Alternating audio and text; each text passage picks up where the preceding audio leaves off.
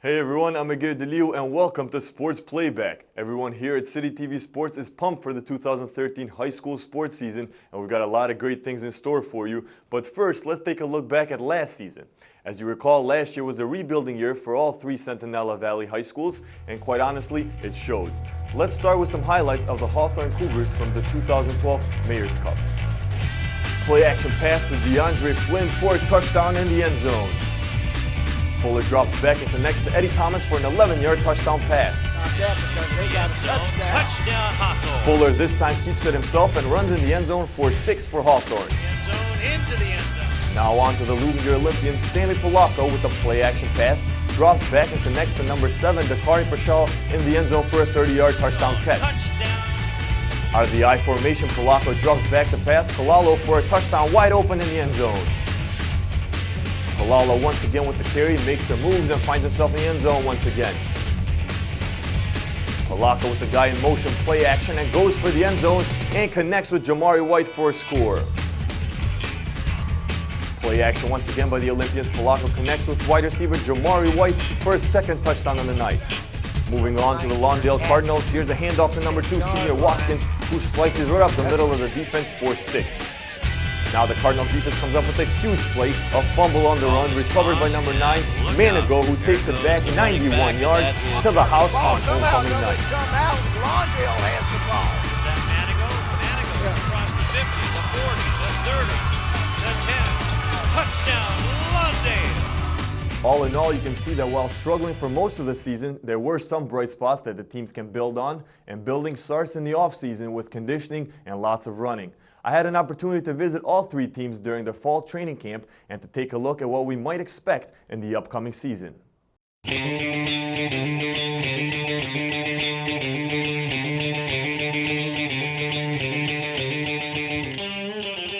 Hello and welcome to football season 2013. My name is Agir Delio and I'm standing here at Hellcat Field, home of the Hawthorne Cougars. Over the last few days I got a chance to take a look at Cougars camp as they prepare for the upcoming season. I also had a chance to talk to the brand new Cougars coach, and this is what he had to say. They can expect an exciting season. Our players are working hard. We're here every day, all day. We're going to compete this year. Yeah, we are heading in the right direction. We have about 80 players out here, up from what they had last year. And our players are feeding off the emotions, the energy that's going on around here. We're having a good time. They're having fun. They're looking to learn. They want to win, and they're striving to win. I don't know if it's because a new staff is coming in. It's just the excitement is just to the highest level. Speaking about your staff, I know you brought back a lot of former Hawthorne players. Yes. Speak a little bit about that, how it's helping you in your first season as well as your players going into training camp. My one goal was to bring back some Hawthorne alumni who was here during the heydays. Played back in the late 80s, early 90s, and when they won the CIF title, the tradition they had built, so they can relate that tradition to the younger players, the players that we have on the team now, so they can understand what Hawthorne was at one point. And also, Coach, how important is conditioning and strength training? How much focus are you putting into that in this camp heading into the season? We live 5 days a week, and we condition every day. Conditioning is the #1 key to any success. I mean, if you out-condition any team, you're going to outperform them. And strength goes without saying. You need the strength. My philosophy is we work hard every day, have fun at the same time. We take everything serious, but at the end of the day, we realize it's a game.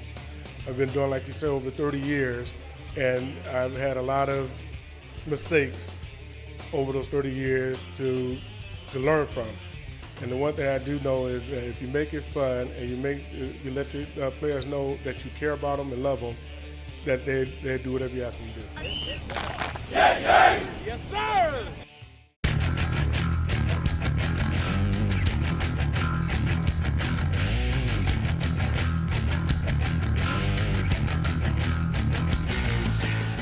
Hello and welcome to football season 2013. My name is Agir Delio and I'm here at Lusinger High School, and today we're going to give you guys an inside look at the Olympians training camp as they prepare for the 2013 football season. The most important thing that we're stressing is to build upon the momentum that we had last year. We understand that it was a rebuilding process, and we were starting from scratch. So we feel like we laid the foundation for what it takes to be a good program, and we just want to build upon that with the returning young men and just keep things moving in a positive direction. We have a relatively young team. We only have two returning seniors, and we have another senior that didn't play last year, so this is his first year with us, so he's a relatively newcomer to the program. So it's just all the other young guys running around with a lot of enthusiasm, and they don't know what's ahead, but we're trying to get them prepared mentally, to step up and play good varsity football this year. The main thing that we're stressing is commitment, discipline, doing things right, and just having perseverance, because we understand, these are the dog days of summer. Guys are getting nicked up, they're sore, and we try to tell them every day, this is the time when you push through it, you can develop that mental toughness that you're going to need to take you through a season. And how important is it in your camp, conditioning and weight training, and how much emphasis are you putting into that this camp? That's all the emphasis. For us, that's what we base everything on, because we know we don't have the numbers that we want. So, we tell our guys that they're the few and the strong. So everything we do is based upon weightlifting and conditioning. That's our foundation. Should be an exciting season for the Olympians. Coach, thank you very much. Thank you. Now I'm here at training camp of the Lawndale Cardinals. We're going to give you guys a special look inside training camp and the famous Hell Week. So sit back and enjoy.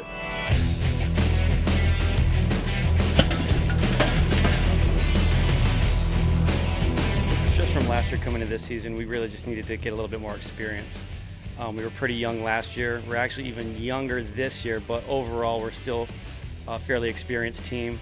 Just learning the new systems on both sides of the ball, getting used to it.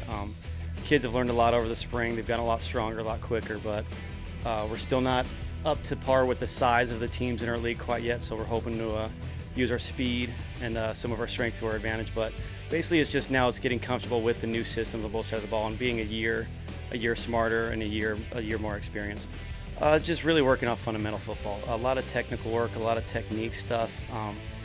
At our practices right now, we don't focus too much on being overproductive with our offense or our defense. Just basic fundamental stuff. We're putting in our basic run game package, our basic pass game package, and just making sure that the younger guys are absorbing it and they're able to continue to grow and advance. You're going to see a little bit more speed this year. They know the offense and defense better, so they'll move better. A full season of track for a lot of these guys, which they've never run before, so they got a lot faster. The big story last year was Chris Murray, the quarterback, couldn't play half the season because he was too young. 14 or not, he's a sophomore now, so he'll be our starting quarterback coming out the gate. He's a half season smarter. He's been with us the full off season. Another track guy, got quicker, got stronger in the weight room. Sounds like it'll be a great season. Thanks, Coach. Overall, I thought the players looked motivated and pumped for the upcoming season. But coming out of the gate, these young teams got a little taste of what they can expect as the season begins. Week 0 games were played by both Hawthorne and Lawndale, with Lusinger sitting out. Hawthorne hit the road to West Ranch High School in Valencia for what ended up being a lopsided win for the home team. West Ranch stunned the Cougars with an oppressive defense and a dominating offense, accumulating 621 yards. Hawthorne running back, though, Paris McDaniel, had 21 carries for a total of 102 yards, while West Range quarterback Chase Killingsworth killed the Cougars with 8 for 11 completions, including 4 touchdowns and a total of 212 yards. Final score, West Range 56-0. Lawndale fared a little bit better on the road as well. The Cardinals gave host to Southeast High School in Southgate a run for their money. The Jaguars were surprised by an 82-yard touchdown run by Lawndale sophomore quarterback Chris Murray. Southeast luck got worse when starting quarterback Joshua Gonzalez went down with an ankle injury, despite great performances though by the Cardinals' Brian Perkison, who had 5 receptions for 68 yards, and Austin Manigo, who had 2 catches for 17 yards. Southeast did prevail with a score of 27-12. Now with opening game jitters behind these two teams, they are ready for a head-to-head collision tonight at the Cardinals' Nest. I'll be joining our broadcast team in just a few minutes, but for now, let's throw it down to the field to our play-by-play guru, Lou Stowers. Thanks to Gideon. We are looking forward to the beginning of the football season, just about ready to kick off here at Lawndale High School with the Cardinals welcoming in the Cougars. But I tell you what, the food trucks are here, the tailgate's going on. Man, I tell you, no one's going to want to take a nap, though, after the food trucks are going to be around because it is the start of football season. Along with Beto Duran and Egidio DeLeu, I'm Lou Stowers, and Sebastian Spencer will be along the sidelines as well. And Beto, this is going to be a game that hopefully will be the start of something new here in the area. Well, both teams are coming off their loss on opening week, but you see two teams that are young and the coaches are excited for them. And when you can go down the street and play against kids that you went to junior high, elementary with, you get a little bit more fired up, and that's what you're going to see tonight between Hawthorne and Lawndale. And the Cougars are featuring a new coach from just down the street, talking about that, from Beverly Hills to Hawthorne, and Donald Pasinger. Yeah, Coach Pasinger knows the program very well. Played against them so many years while he was at Beverly Hills, but he's brought a new sense of excitement. The numbers are gone up. He's bringing back former alumni, trying to tell these kids about the glory days in the 80s and 90s when they had the Conways ready to get going, so you can sense the excitement from players, and that's what Hawthorne Cougar football should be about. And a second-year head coach for Lawndale, Richard Matheu, has a sophomore quarterback, and he's really molded into something special. Yeah, Chris Murray, second-year quarterback, played a lot on the freshman team, but you heard rumblings about him during the passing league in the summer, how the Lawndale Cardinals are starting to get a little bit better, and they also have some weapons. A young team, but also a team, though, with a quarterback who's only a sophomore, but can throw it.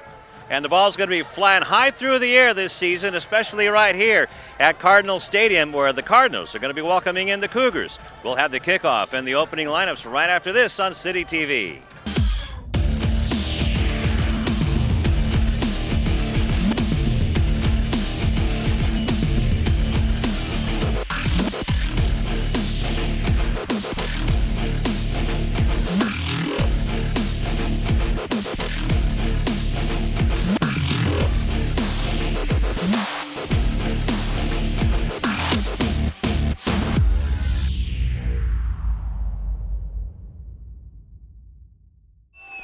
And Richard Fitzgerald is about ready to kick the ball off to the Hawthorne Cougars to start things off. On the far side, on the right side, is Pablo Bernal. Eddie Thomas on the near side will receive the kick. And we're just about ready to get underway. Our referee, Fred Gravett.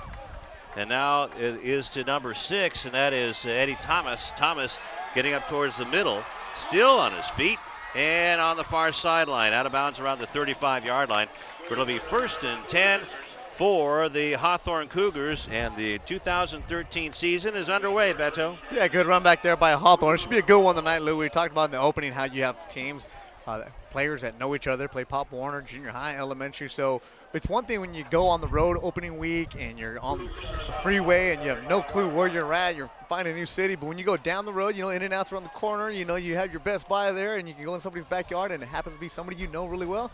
Get a little bit more fired up. Well, the lights aren't on yet, so they need to fire them up right now. The offensive line coming out, and it'll be number 5, Patrick Washington, the 6'1" senior, and the backs are in the eye. And right now, things are being held up.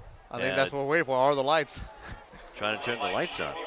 Well, why don't we introduce, we already know Fred Gravett, who is waiting on the lights, the referee. The umpire is Dean Rice. Jonathan Labella is the head linesman. The line judge is Mike Meshka. Back judge is Mike Wainwright. And we're going to at least get the first play underway, as the sun is starting to go down a little earlier these days. Handoff up the middle, and terrific defense by the Lawndale Cardinals.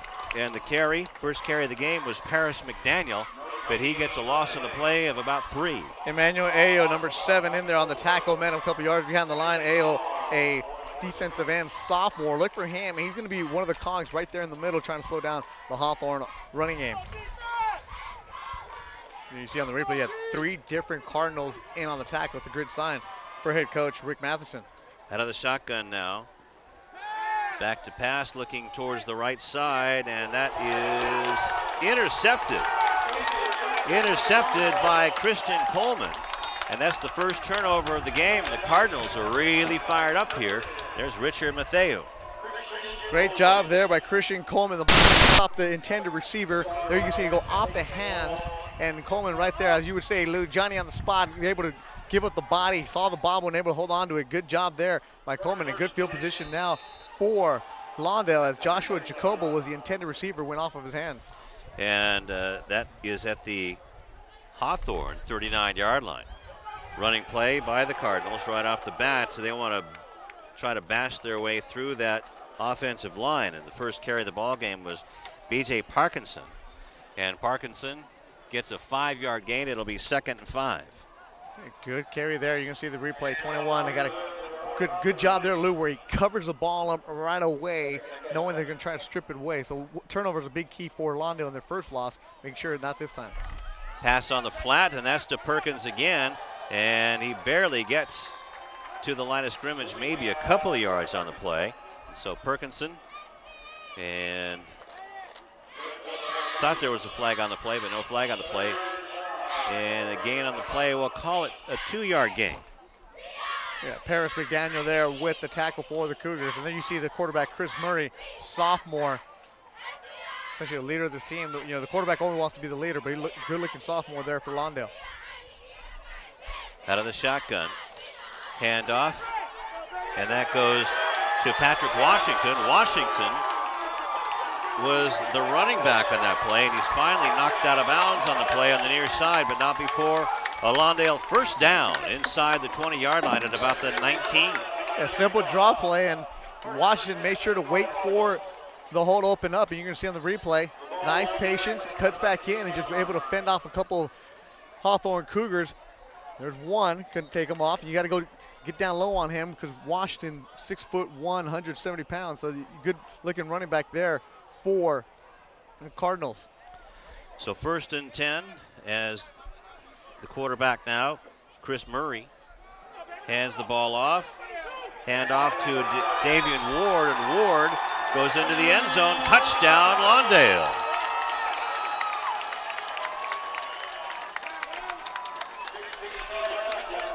So a 19-yard touchdown, and that was by Davion Ward at 9:56 in the first quarter.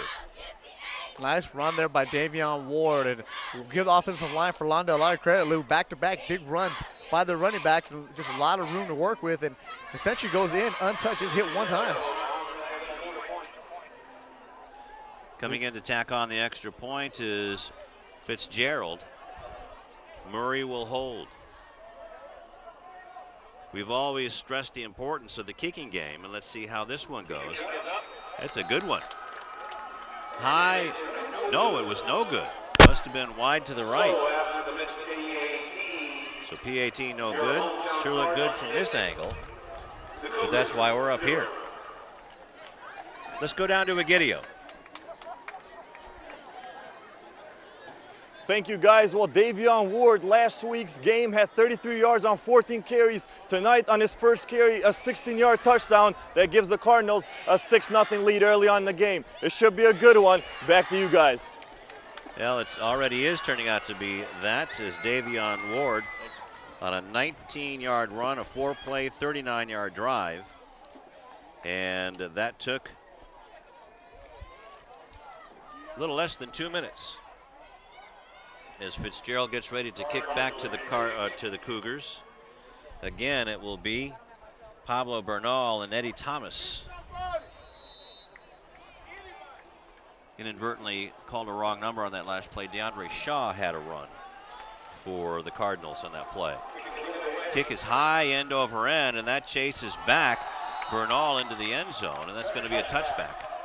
You know, these two teams last year, Lou, it was a good one. Lawndale pulled out the 13-12 win, but you have different personnel now with Hawthorne, new coach in Paisinger. You have a different attitude. And just from talking to him before the game, Lou, you get the sense that finally it might be the right coach, the right fit, somebody who's going to bring the program back to where it used to be, the glory days of what Hawthorne used to be. Just the fact that they have over 100 players in the program, varsity through the freshman level, is a great sign. And you hear him talking about the weight room. The players are fired up for practice, even though they got beat up in the first game at West Ranch, 56-0. He said at practice this week, the excitement level from the Cougars was there, and great to hear that. And you'll tell more about that trip, a harrowing trip, as Washington passes on the sideline and a booming hit. No good on the pass. Ryan Alexander really laying a lick on the receiver for Hawthorne. Yeah, Ryan Alexander, textbook hit on the receiver. You can see the replay. Little swing pass outside. And he hit him so hard, he jawed the ball loose. Eddie Thomas, the intended receiver. Thomas goes 5'7", 145, felt all of that. Good to see him back on his feet, but whoa, big hit there by Ryan Alexander. He gets the Lawndale crowd fired up. And why not? You know, the Lawndale squad played a tough Southeast team out of Southgate, the team that played for a championship in Division II in the LA Unified District. And this is a team that gave Lawndale a good run in opening week. Pass. This is going to be swung out to the right side. And the same receiver gets up to the 40-yard line. That should be good enough for a first down. That was Eddie Thomas on the reception. Yeah, nice job there going back to Eddie Thomas. And Thomas, who took the big hit, wore it by Ryan Alexander, goes to the other side of the field, makes the catch and gets near the 50-yard line. Good job there by Eddie Thomas. Shake off that hit and just go up the sideline. Speed on him, huh? Look at that. Nice moves there. You know, that's good coaching right there. It's like, okay, you got zipped. Let's see what you can do now. So the running back, Paris McDaniel, gets the handoff right up the middle. And he may have seen something because he said something to Washington just before the snap, Beto, and that gets right up to the 45-yard line. So it'll be 2nd down and 8. And we're going to see that from Hawthorne a lot tonight, where you have the quarterback in the shotgun. You also have just the simple draw play up the middle just to give them a different look. And you have the quarterback in Patrick Washington, the senior, running the show. 8:55, pitch back, and another terrific defensive play. Ryan Alexander, Lou, I know you're going to say his name a lot tonight. He has the hair flowing out of the helmet on that right side, defensive back, though. But you see him on your screen, outside linebacker is listed, and he's just all over the place. He lines up on the right side, and here you can see the little shovel back. Read that, sniffed it out, never fooled. But you also see him, he's a ball hawk. Seems like every single time there's a play, he's right there. Whether he's the hit or he's coming in late, he's there. So it'll be 3rd down and 16 after the loss of 6. Back to pass is Washington. Gets flushed, throws downfield, and a man open is a Cardinal. The ball is picked off by Anderson Lambert. We were told to look out for him, and the ball is fumbled. It's loose. Cougars say they have it. Let's see. And the ball is called Cougar ball. Yeah. So he had an interception and then another turnover on the fumble. And you can see on the replay, throws it deep into double coverage. Intercepted by Anderson Lambert, the senior, and on the run back is going to get hit when he's tackled. The ball, running like a defensive back. Low, ball gets loose. Hawthorne picks it up. Big break for the Cougars. See if they can take advantage of it now. So it's at the 45-yard line now of Lawndale. And back to pass on the play action. Washington slips out of one tackle and still on his feet and gang tackled right at the 50-yard line. Let's see if they call his forward progress right at the line of scrimmage, Beto, so no gain. No gain. A lot of movement, a lot of running for Patrick Washington. You see his athleticism trying to get away from everybody, but he's got to hide that ball. Don't carry it out there like a loaf of bread. Yeah, the Lawndale defense, Lou, I know it's only been a couple of possessions, but they're swarming, and good to see that from the Cardinals. And they're going to need that this year in the Pioneer League, that's for sure. Out of the shotgun is Washington, pitches it, and the running back gets across the 45 down to the 40, maybe at about the 39-yard line. Goes Paris McDaniel. There you see Hawthorne once again mixing it up. Coach Paziger calling the plays. So you have the quarterback keep, and then this time just a shovel pass out to the outside of McDaniel. So another 6-yard gain for McDaniel with 6:50 clock running left in the first quarter. The kickoff game of the 2013 season. Glad you joined us on City TV. McDaniel under center, hands the ball off to the fullback, and bowling his way across is Angel Haro, and gets beyond the 35-yard line, probably to about the 31. That's good enough for a Cougar first down. Oh, yeah, I know you love it, Lou. Give the ball up to the up back, the fullback, Angel Haro, number 45. Going to get a few carries per game. There you go, 5'10", 230, traditional fullback. Yeah. You need 2 yards, he'll get you 2.5.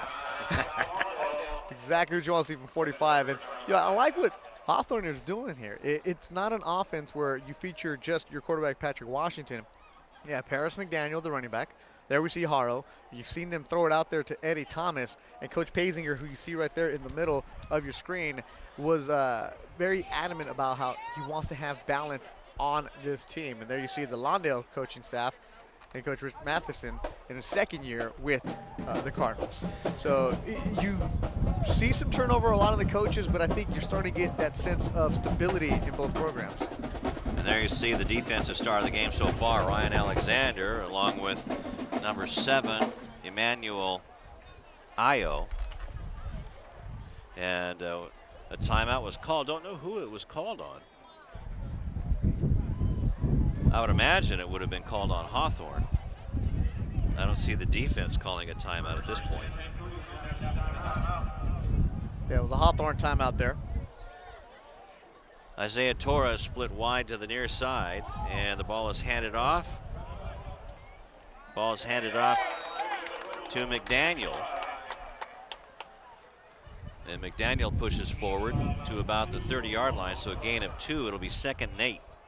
McDaniel, number 25. That uniform is going to be dirty tonight because the defensive line for Lawndale. You see this, Lou, every single play.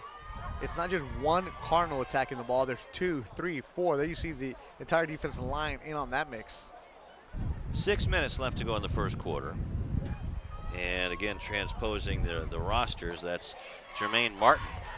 Yeah, 6-0 Lawndale. And Martin's wide open in the corner. Touchdown Cougars. That ties up the ball game. No flags. And that was just the go route. Fly underneath it. And we'll catch it. And that was Patrick Washington to Jermaine Martin. Good enough for 30 yards in the score. Right out of the timeout there. Good play call. You had one-on-one coverage. Christian Coleman, the junior defensive back, beat a nice throw from Patrick Washington to find his receiver up the sideline. And now Hawthorne on to try to tack on the extra point, take the lead. Miguel Hernandez. With Pablo Bernal holding. Kick is a knuckleball. It's up and good. So 7-6 lead for Hawthorne as they answer Lawndale, and that's good news for Cougar fans. Hawthorne taking advantage. Remember, Lou, on this drive, there was initial interception, but on the run back, a fumble by Angerson Lambert. Hawthorne able to take advantage of that and take the 7-6 lead. You know, one thing you see that up here, we see that play, but we wonder what Gideon sees down on the sideline. Thank you, guys. Well, this Cardinals defense led by senior Ryan Alexander wearing number 15 looked very, very impressive in that last drive. Unfortunately, though, they did give up a big touchdown to a wide open receiver in the end zone. Now the Hawthorne Cougars lead 7-6, but it's still early. Should be an exciting game, guys. Back to Beto and Lou. Thanks, Egidio. That took about 4 minutes and 10 seconds, and the kickoff is fielded by the Cougars. That's Austin Manigo. And he gets good yardage up to about the 35-yard line. So it'll be 1st and 10 for the Cardinals at that point with 5:41 left to go in the first quarter. Nigo's a good-looking player for Lawndale. Look for him to get in the mix they got tonight. Haven't called his name yet. They're good hands. Just take a nice run back. Ball's on the 35. Good field position for Lawndale. They're trying to get going with 5:41 left to go in the first quarter. Murray, the sophomore quarterback, out of the shotgun, hands the ball off, taken by Parkinson. Parkinson still on his feet. Or is the ball down? Ball's loose, stripped away. Hawthorne says they have it. And Gravette, our referee, going in there to make sure And on the Cougar call. comes up with it. A Cougar comes up with it, but we're looking for the referee. That's Pablo Bernal that came up with the ball. And it is a Cougar ball, Lou. So just because a player to have it, until the stripes tell us right. what's going to happen. Exactly. And here you're going to see the replay. The running back, Perkinson, up the sideline. Good hit, good tackle there by number 6, Eddie Thomas, to knock it loose. And on the spot, Pablo Bernal, number 7. And good job by Bernal holding it. There you see the scrum. Everybody coming in there, grabbing and pulling, able to hold on to that ball. And great field position for Hawthorne. See if they can take advantage right now with the 7-6 lead. So it's at the Lawndale 47-yard 7-yard line, and on the delay, the ball gets maybe a yard. Yeah, Paris McDaniel. To the 46-yard line. Now, Paris McDaniel, the workhorse for Hawthorne. You see them just take the traditional snap, and then now we've seen it also a couple times, the pitch back to him. And there's one of the few times that Ryan Alexander over pursues and misses, but Lawndale with 2-3 guys there to back him up. Eddie Thomas in the pattern on the near side as Washington throws. It's caught. And could be close for a first down by Eddie Thomas. But that's still going to be about 2 yards to go. So it'll be a third down, and we're going to call it 3 yards to go. Yeah, P.J. Washington right there. Feet under him. Nice, easy pass. Good camera work there by our crew, making sure that you get Eddie Thomas there. And you see Hawthorne, Lou, what they're doing right now, going no huddle at times, too. That's keeping the Lawndale defense honest. That also keeps the attention of the Cougars. So McDaniel with the handoff going over right tackle, and going to call that a no gain at the 40-yard line. Good job there, Mario Quiroa, number 52, defensive lineman, to snuff him out there. Hawthorne takes it ball, but there's Quiroa, number 52, meet him right away, drag him down. So Washington now looking over to the sideline. It's 4th down and a long 3. And are they going to go for it? Is this 4-down territory? I would think so. And there you see PJ looking at a plays on his wrist. He's got double receivers to the left. That's a different, he's got both on, 2 on each side, Lou. As the double tight ends are gone, and now the pass is caught by Martin in the middle of the field, and that's going to be good enough for a first down. All the way down to the 22, or check that, the 23-yard line. 1st and 10 Hawthorne. Jermaine Martin, 6 foot, 205 pounds, senior receiver, goes right across the middle. Knew that the linebacker was coming, kept his eyes on the ball. First down for Hawthorne. 17-yard gain in the first down. So a big play on 4th down for Hawthorne. That quiets down this Cardinal crowd. And a beautiful September night. Handoff to McDaniel, and he is hit and wrapped up by Alexander. Ryan Alexander and Paris McDaniel are going to get to know each other very well tonight, because Hawthorne's going to run McDaniel, and Alexander's going to be the man on the spot. Big tackle there. He picks him up, brings him down there. You know McDaniel is going to feel some of those tomorrow, and Alexander's going to feel them also. But Alexander's got the long flowing hair out of that helmet, so you know where he's at all times. Got the fullback in, Lou.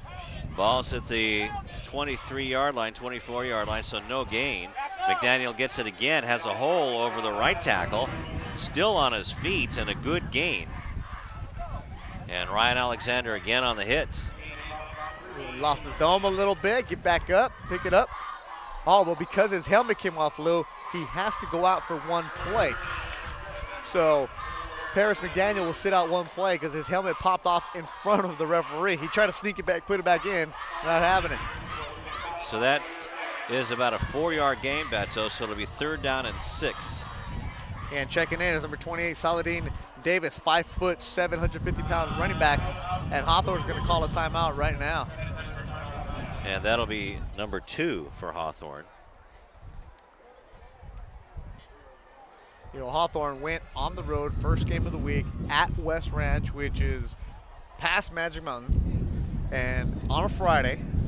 And it was hot. And it was hot.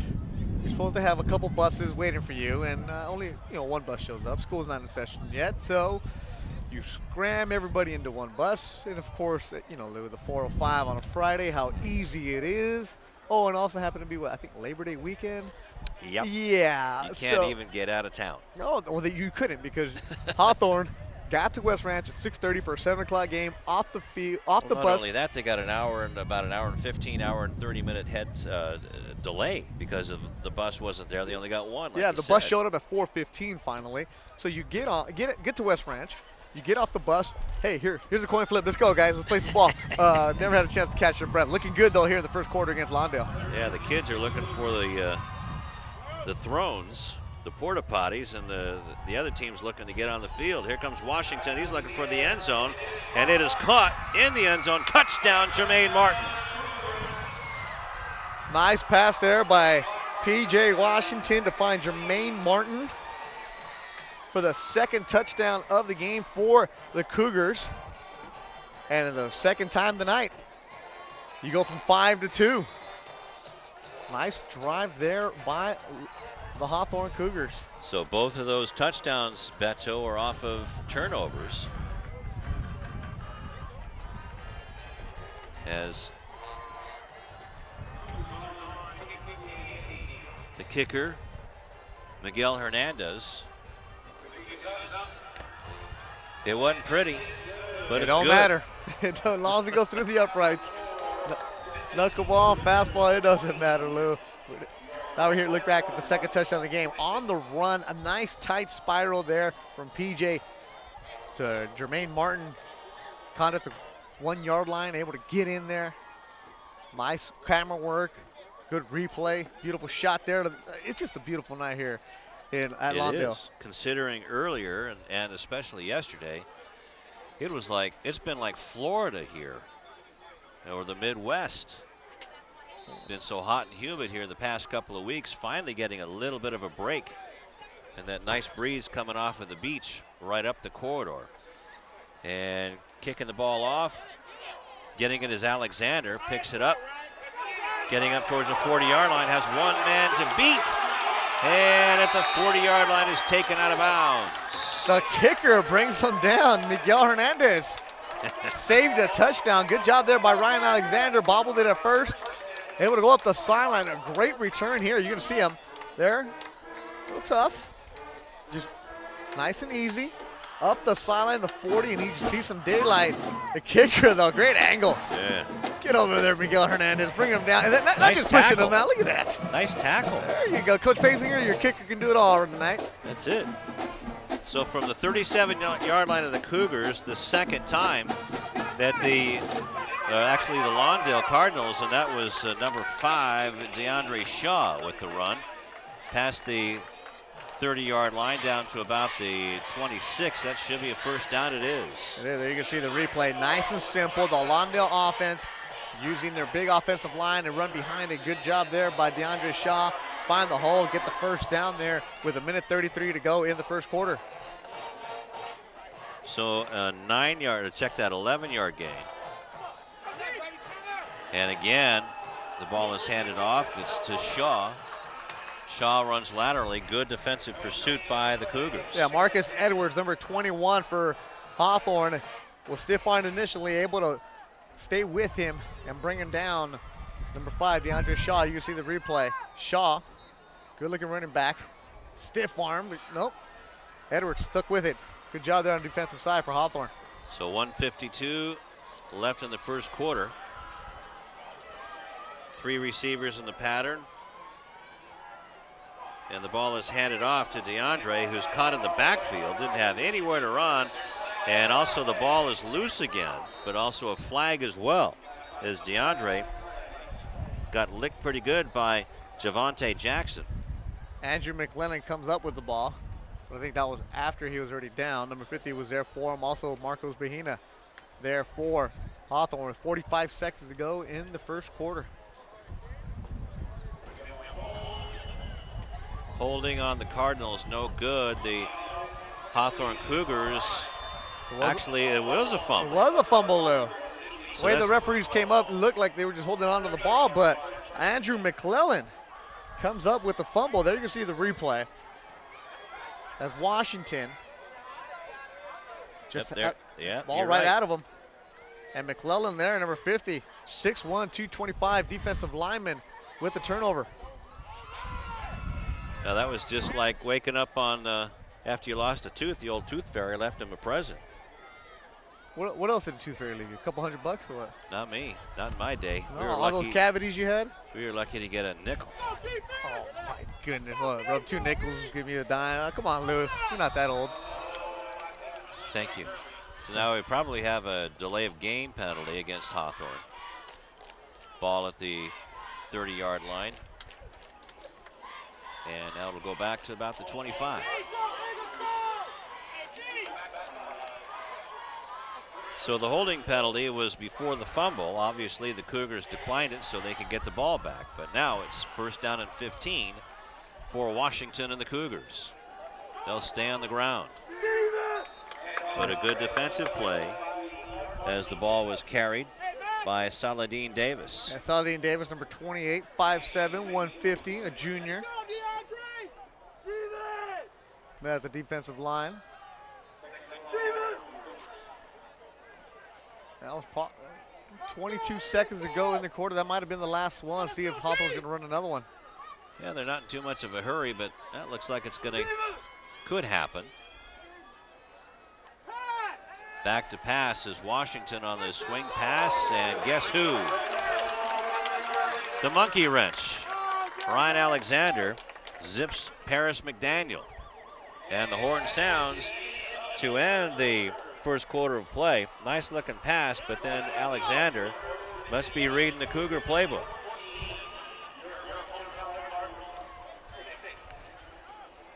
And why don't we take a timeout?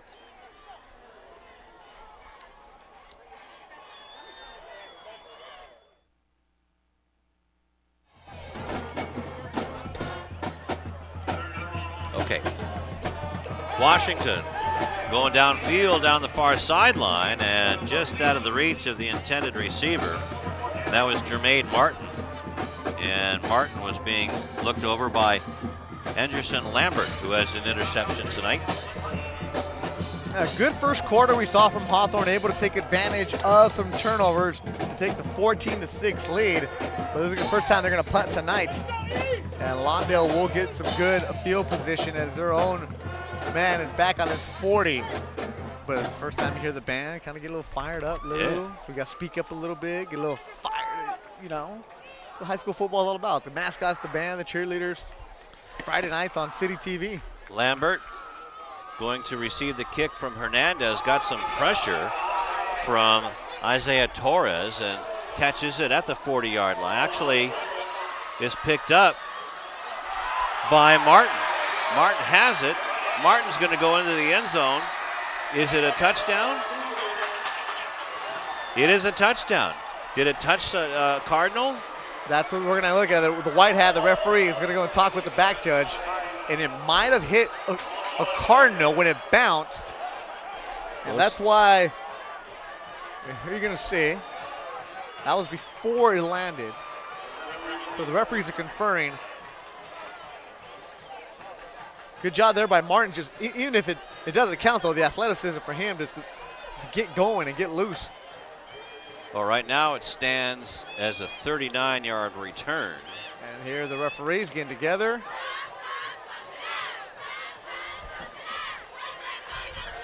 Because everybody's looking for an explanation right now. We know that Rick Mathiasen is definitely looking at one. It is Hawthorne ball. So it would be a dead ball from the recovery, I would imagine. So you couldn't advance the ball after it touched the Cardinal player. Okay. So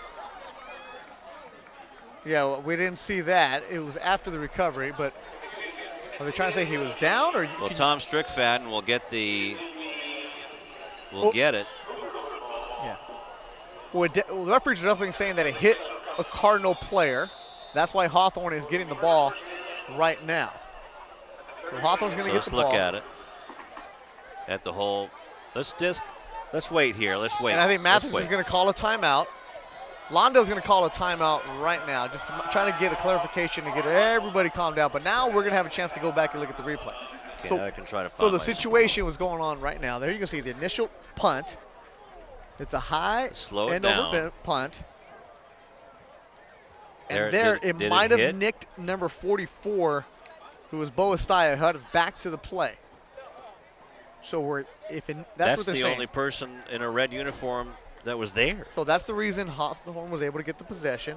Bo Estaya was nicked by the ball, and that's where it's going to be at. But there was no touchdown because you couldn't advance it, right? Right. So that's why Hawthorne has the ball right point. now on the 38-yard line. All right, good job there with the crew getting that nick. So we're calm now? 14-6. There's never any stress. Now we lose Stowers. 3 receivers in the pattern. Washington pitches to McDaniel.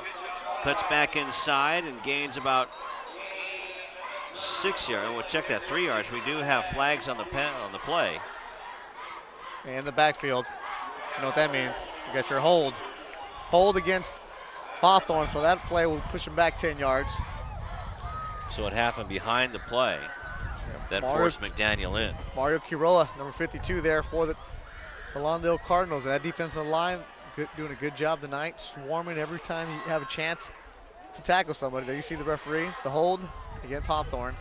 So as good as Hawthorne looked in the first quarter, nice and smooth, offensive flow. A couple penalties here, you know, a little stagnant. 2nd and 20 for Hawthorne. See what they have in their bag of tricks for this. They couldn't get out of a 20-yard scrimmage last time, but then they got the ball back. Was that the 4th turnover now by Lawndale?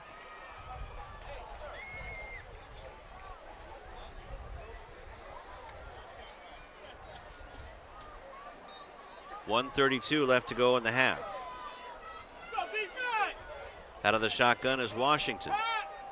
McDaniel is upended by Isaiah Torres. Going for the draw play with Lay, and then Isaiah Torres, the linebacker, able to be right there. Bringing him down. Good tackling by Lawndale tonight. Both teams with good tackling. So another loss on the play, Beto. Just got to watch out for that mascot. 3 yards. And another timeout, so that's the 3rd timeout taken by Hawthorne. Yeah, they're down for the quarter. Or the half. What? Correct. So Hawthorne is out of timeouts. And you know, one thing about Coach Pazinger I really like, Lou, this is a moment of the game. You have your lead, 14-6, but you can feel that, you know, the momentum slowed down a little bit. You can feel that the team is kind of stuck in the mud right now. What does Pazinger do? Great veteran coach. Call him over. Yeah, you're going to burn your last time out, but let's make sure that this is a possession where we do something right. Instead of guys getting all flustered, especially a team that hasn't had much success in recent years, a young team that's coming off a bad loss, so you know their emotions a little bit more fired up because they're up 14-6, the first 2 touchdowns of the season. So you want to make sure that you calm your players down because you don't want something dumb right now like an interception or a fumble or just even a dumb penalty and give Lawndale a chance to get back in this entire game. And on the other side of the ball, well, in the stands anyway, saw a good quantity of the basketball Cardinals waiting to get into the ball game. So that's always good to see some of those guys supporting each other. Yeah, stands are full on both sides. Good to see. Yeah, I'm surprised about the Hawthorne crowd, but then, you know, it's a whole new ball game over there at Hawthorne. Play action. And Washington's being chased around and finally does the smart thing and throws it out of bounds as Emmanuel Eo was giving Washington pressure. And we might have a roughing the passer. Yeah, referee and the umpire both threw the flag.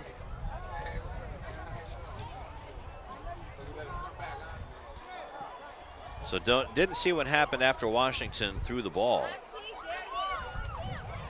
But Fred Gravett will tell us. Ineligible receiver downfield. Okay, so that happens when you have your quarterback scrambling. So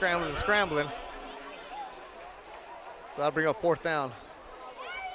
And a loss of down. There we see it. Yeah, under good pressure there. Coming in, Anthony, or who's that? Number 7, Ayo, number 7. Just pressure. Just threw it out of bounds, which is the smart thing to do, but when you have your lineman past the umpire, that brings up 4th down. So great field position coming their way for Lawndale. They're able to take advantage of it. Yep, they're calling it 3rd down still. They haven't changed the yard marker or the down marker.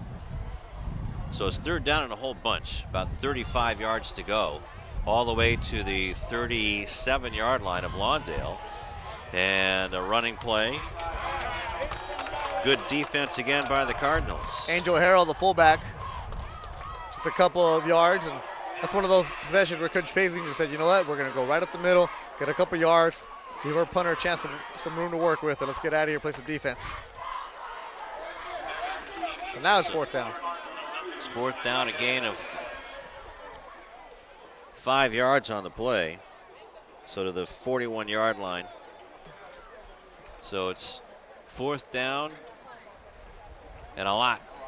As Hernandez punts it away to Lambert, and that it's downed right at about the 20-yard line on the far sideline. Nice punt there by number 29, Miguel Hernandez. Kick it away from Lambert, who's a dangerous returner. So 10-11 left in the second quarter for the Lawndale Cardinals, who got the first touchdown of the game. But since then, they've been playing soccer with the ball, or dropsies with the ball. Dropsies, huh? And have really given it back to the Cougars, who've taken advantage of the turnovers. Yeah, I hate it when you get the dropsies. Oh, yeah. Oh. No NyQuil for the dropsies, right? Nope. Lou, you're in mid-season form with your terms, the dropsies. Handoff. And that was DeAndre Shaw. Shaw gets close to the 25-yard line, so it'll be second down and a long 5. And Chris Murray, sophomore QB number 12, leading the Lawndale attack. Spread offense, 3 receivers to the near side. Looking this way now, out of the pocket, he's going to run. Has the first down and more. Up to about the 40-yard line before he's knocked out of bounds. So first and 10 for Lawndale, and they've got something going. And that's what you see with Chris Murray. When we're on the field before the game, Lou. You can see how tall he is, athleticism. But there you're going to see on the replay where Murray just tucks the ball and runs up the sideline. He has a good arm, but then recognize that there's nothing downfield, just tucks it. But the smart thing he did right here, step out of bounds. Don't need to take an unnecessary hit and try to lower the shoulder. The quarterback, save yourself. So a 13-yard gain and a first down for Murray and the Cardinals, and he'll hand it off to DeAndre Shaw. Ball's on the ground. Another fumble by Shaw. Yeah, but able to recover Steven Almada, number 77. And Shaw was hit pretty hard there. Knocked the ball loose. And here you're going to see it. He already has one fumble tonight, holding on to it on the outside and just hit right on the ball, number 21, Marcus Edwards. That's one of those where Shaw is holding on to it, doing everything right, but just give Edwards a lot of credit for putting the helmet right on that ball. Yeah, that was a good placement for the ball. Looks like Shaw had the ball put away pretty well. Murray gets flushed out of the pocket, has no one to throw to, but zigzags his way for a first down, and then some into Cougar territory down to the Hawthorne 45. And that's the athleticism we expected to see from Chris Murray. He showed a little bit of that in week 1 against Southeast in the third quarter once he got his feet underneath him. And there you see him, nothing downfield, hides the ball, makes one miss, gets a couple nice blocks, a little shake and bake. Nice run there by Chris Murray, gives Lawndale a new first set of downs. Another dozen for number 12 and another first down. Running back to his left, it's number 33, or check that, number 32, that's Davion Ward. But now a timeout is called, and that had to be called by Lawndale because Hawthorne doesn't have any left. With 5:06 left to go in the first, at 9:06 left to go in the first half.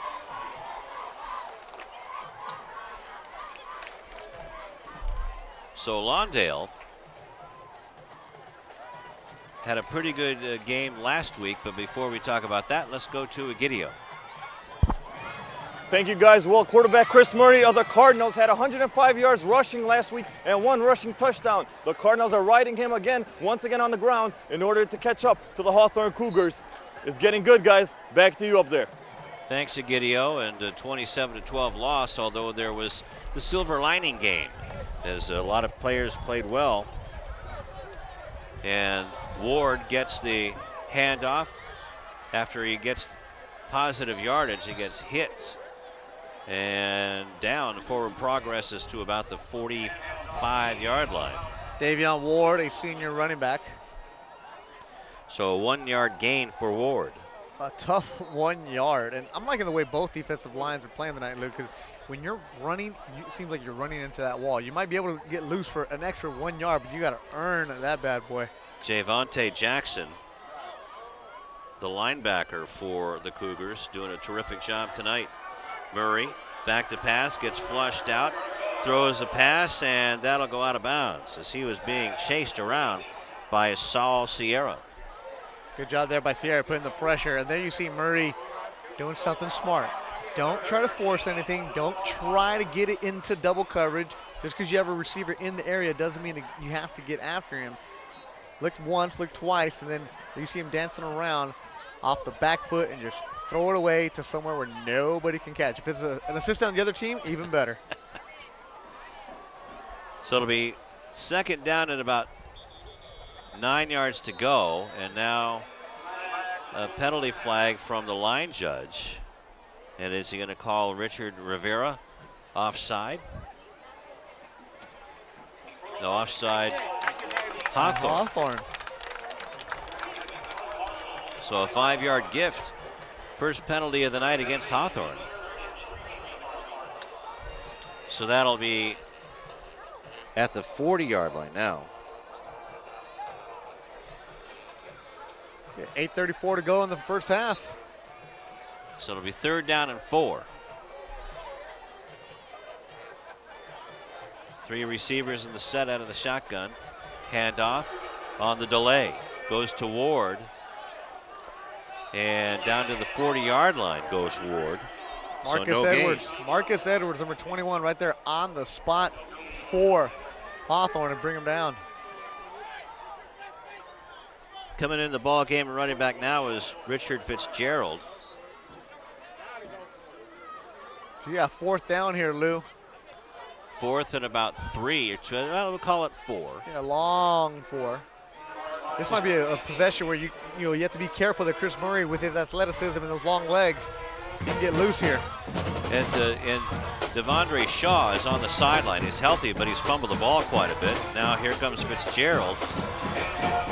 And trips his way up to about the 36-yard line, but the Cardinals turn it over on downs. Bishop Fischel held short as Lawndale tried to go the draw right up the middle. Good job by Hawthorne. Was about 2 yards shy. So turns it over on downs at the 7:37 mark. He got you 3, but you needed 4. So Hawthorne takes over. So DeAndre Shaw might be in Mathiason's doghouse after dropping the ball a couple of times. So hand off to McDaniel. McDaniel being chased down. I tell you what, this Cardinal defense sure hasn't given up. Thing you like to see, Lou, especially on the defensive coordinator. When you look at the tape on Saturday morning, you're looking at how many players you had all over the ball, and it looks like the entire defensive line, even after initial contact, they continue to move. And then you see Alexander. We know he's going to be one of the first ones there. He just always is. But then you see 1, 2 more players come in and get help. And every single time a Cougar is hit, he's hit by another and another Cardinal right after him. So a loss on the play of 3. It'll be 2nd down and 13. So the last 2 rushes by McDaniel have been losses. 4 receivers in the pattern. Washington gets rid of the defense. He might do it himself and goes out of bounds and might be close enough for the first down, Beto. Yeah, P.J. Washington, nobody downfield, just tucks the ball and runs. And Washington, very athletic. Last year, he played a little bit of football for Hawthorne and decided, he was going to put all his effort into basketball. So very athletic. But this year, he's committed fully to Coach Pazinger and the team. He's leading the squad right now. And don't be surprised if we see more of that, where they use the athleticism of their quarterback, Patrick Washington, 6'1", 160. And same thing with Lawndale. Chris Murray also can run with them legs. 3rd down and 3, a 10-yard gain for Washington, as now he's talking over things, looking at his play wristband with Saladin Davis. Back to pass, two-step drop, and is complete. And just enough for the first down on the far sideline.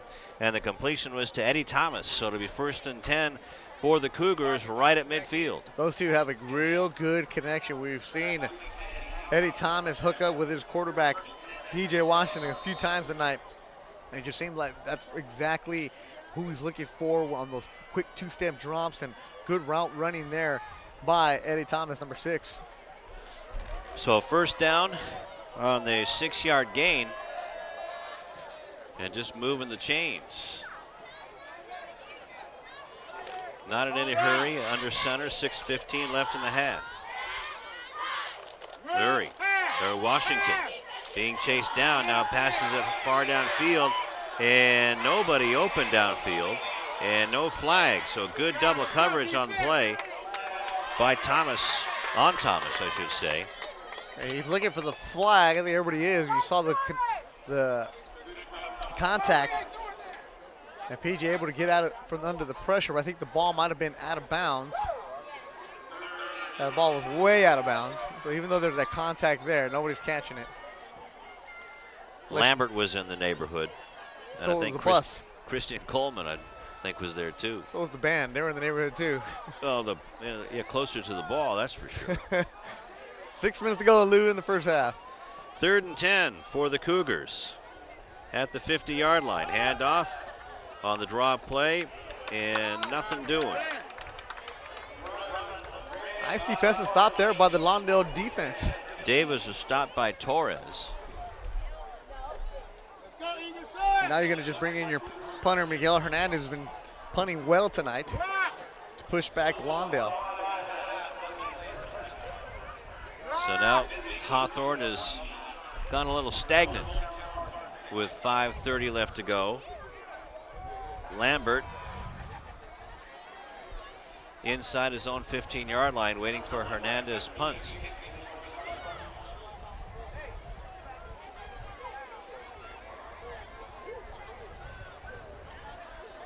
Nice punt.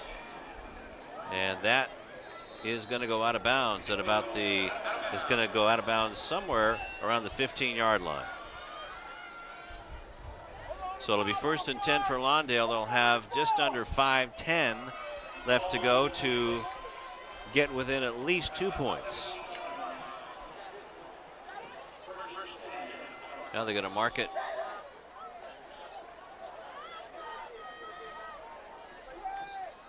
Right at the 17-yard line, we'll call it. Go,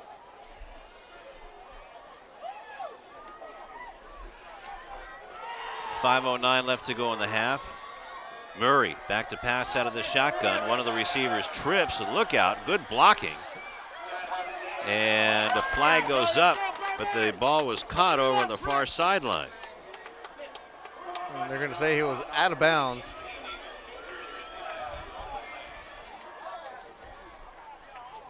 I believe the ball was caught by Bryant Parkinson. And you see the referee coming out, a couple flags thrown. As a quarterback was under tremendous pressure, Chris Murray able to get away from 2 would-be Cougar tacklers.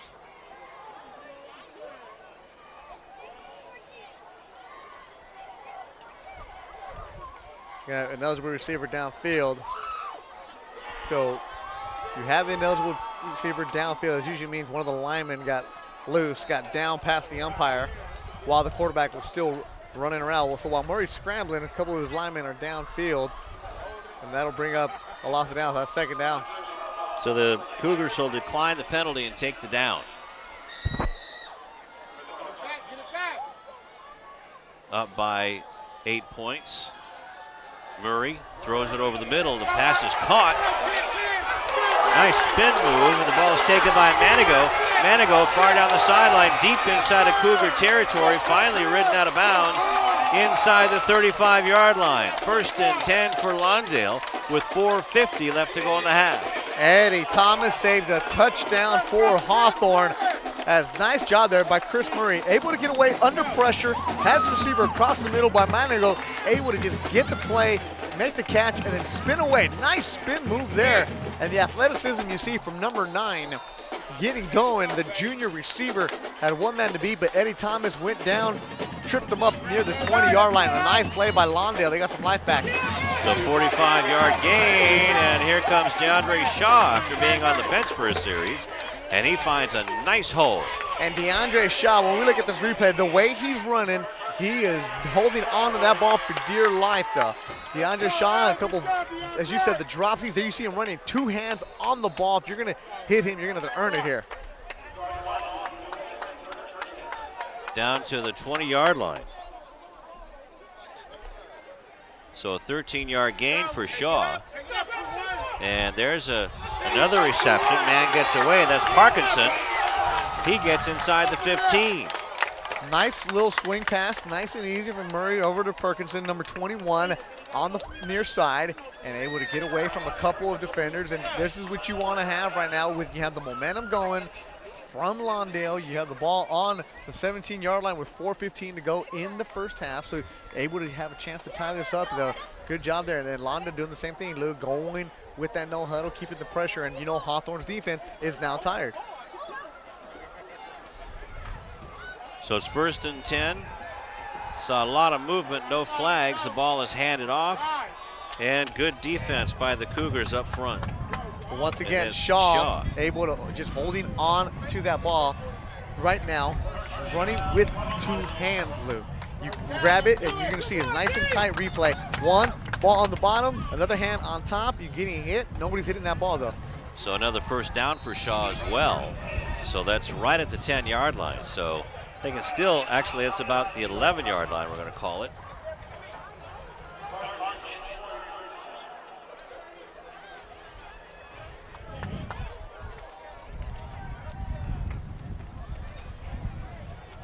Murray, handoff again. Ball goes to number 32, and that is Davion Ward. Ward. And this is right now really exciting. We're going to keep it right here. It'll be 2nd down.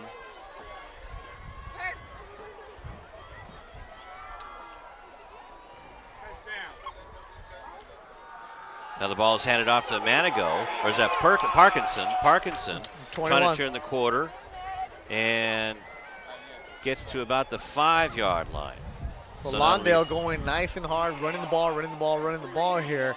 Now you're going to have 3rd down, and you're right, you go to Manigo, or is that Parkinson on the outside, and you have him. So you see them pounding the rock. Interesting to see what they decide to do here, if they're going to consider this 2-down territory. You have the ball near the goal line. Well, pound. When do you put it up? Right now. And Murray's looking for it, but now he tries to get into the end zone, but a terrific tackle on the play by Rafael Garcia. 5'11", 200-pound defensive lineman Rafael Garcia. And as Lawndale is going to call a timeout. So now we can go down and see what our man Sebastian has to say down on the field. But there you see the replay where Murray's going to try to hold it, try to get it in. And a good stop there by Rafael Garcia. But Sebastian, what do you see down there? Hey, thanks a lot, Lou. When we were here for last year's opener with these same 2 teams, it's almost the exact same intensity going on. It's almost everybody in Lawndale and Hawthorne is here to support. You got all of the fans, all of the students, all of the teachers here on the Lawndale side, same as a Hawthorne, high-octane offensives going at each other's throat. It's almost a repeat of last year. Let's see if can they keep it up. Back to you guys. Thank you very much, Sebastian. Good to see you. So it's 4th and goal, we're calling it, from about the 7-yard line. Murray out of the shotgun. This is a straight run. Had an opening, and now it goes towards the corner, into the end zone. Touchdown, Lawndale. And it is 14-12 now with 2:23 left to go on the 7-yard run.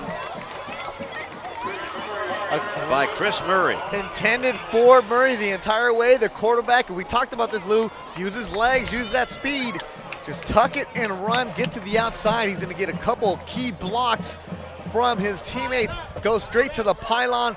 And one of the biggest reasons was number 2, Jermaine Martin, was blocked out. So Murray goes into the end zone untouched. A nice run there by Lawndale. So you're going to go for 2 here, down by 2. Shaw in motion, and now we have a penalty flag. It's probably going to be illegal motion on the Cardinals, or maybe too much time. One of the guards jumped off sides, so that'll push him back 5 yards. And they're still going to go for 2 here. Yeah, why not? You kick the extra point, you're down 1. You miss it here, you're down 2. You still need to get it 3 to take the lead. And with the kickers these two teams have, you're a field goal away from taking the lead if you don't make the extra point. Handoff goes to Parkinson, trips up, but is he stopped? Yes, he is. And that's the difference there. That 5-yard penalty cost the Cardinals a possible extra point. So the 2-point conversion no good with 2:23 left to go, but the Cardinals do get back on the board. There you see the go for the 2-point conversion. Manigo tripped up a little bit, never really got his legs underneath him, but regardless, a nice drive by the Lawndale Cardinals. Sophomore quarterback Chris Murray leading the way. Now they're down 2. So the play took 3 minutes and 30 seconds, 8 plays. There you see the bang, get a little fired up. 73-yard drive, excuse me, Beto. Sorry about Lou, I know you're doing the numbers, but you know how I get fired up when the bang gets I know. thrown to it. You love that horn section. Always wanted to be in the band. Too busy being Lou Stowers. Too busy being Beto Duran. Ball bounces around, finally picked up, and that's picked up by Pablo Bernal, and he is put back down by the Cardinal special teams. So with 2:17 left to go in the half, it'll be 1st and 10 for Hawthorne. So a nice drive put together by the Cardinals. As this is going to be placed, well, we'll call that the 19. Darius Flowers and Isaiah Torres there with the tackle. 2:17 to go in the first half. And the big play was the 50-yard pass by the Cardinals to keep things alive.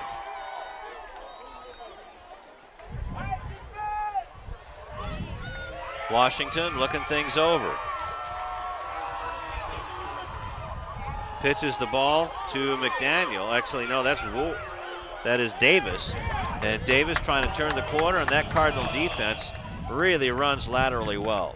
Yeah, number 28 there, Saladin Davis. Feeling that Cardinal buzz coming right all over him. Defensive line, we mentioned it from the opening drive, Lou, how they just come out strong, strong, strong. Exactly what they're doing. So all that for a 1-yard gain. We just got downright cool tonight as you see that pursuit finally ended up with Bo Estaya running things over. Just making sure. You can hear the wind in the microphones too. Must be, what, 80 degrees? It's cold. It was a kickoff. And now we have a flag from the back judge. That's usually too much time. It's been a good flow to the game, just considering the second game of the season. Well, it's really hard to gauge. I know that the Cougars are probably trying to take time off of the clock, but without a play clock, it's tough to gauge that time. And when the back judge actually punches his stopwatch. Yep. And the running game goes nowhere. As a matter of fact, the Cardinals, they have some extracurricular activity going on. Get a little chippy now, that's good. You have a nice tight game, 14-12 lead by Hawthorne. So you're starting to feel the hits a little bit more. no longer, hey, I remember we played Pop Warner, remember we know each other. Now it's, what, you hit me? I'm going to hit you back. A couple more times. Don't hit me late. I'm going to hit you again. Referee stepping in right away so the guys knock it off. 50 seconds to go in the first half, Lou. Joshua and Jacobo split to the near side. Looks like a blitz coming by the Cardinal defense. Washington passes deep down the far sideline and nobody home. And it'll be 4th down and about 15 for the Cougars with 38.4 left on the clock in the first half. And you're going to have an excellent punter in Miguel Hernandez coming up, and he's been kicking away from Engerson Lambert. And there you see on the replay, they try to go to play action, go down deep, nobody at home. But Engerson Lambert is a dangerous returner for Lawndale. Number one, he's standing about his own 49-yard line, but they've been punting away from him. And if he can get into the open field, give an even better field position, ooh, it should be interesting to see what Lawndale can do. Hernandez counts to see if he's got 11 Cougars out there. Gets a high snap and kicks a high, long kick. A fair catch is called. Look out, the ball's loose. Who comes up with it? Looks like Hawthorne might have got it. And they do, Lou. Engerson Lambert called for the fair catch, and it went right through his hands and right there to make the recovery. Number 24 for Hawthorne, Drew Lands, the 5'6" junior. And you can see a nice high punt. Was. Hernandez doing his job. Everything's going through according to form and just right through the hands. Is that a muff? That's when you're gonna get yelled at in film session. It's gonna be all over you.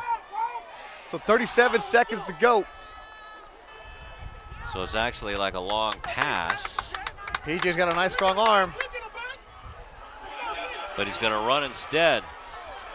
Gets out of bounds. That's important with 30 seconds to go. Remember, Hawthorne, no timeouts right now. You have a quarterback with a strong arm and strong legs. You have a receiver that he really likes, and Eddie Thomas is a burner to get upfield.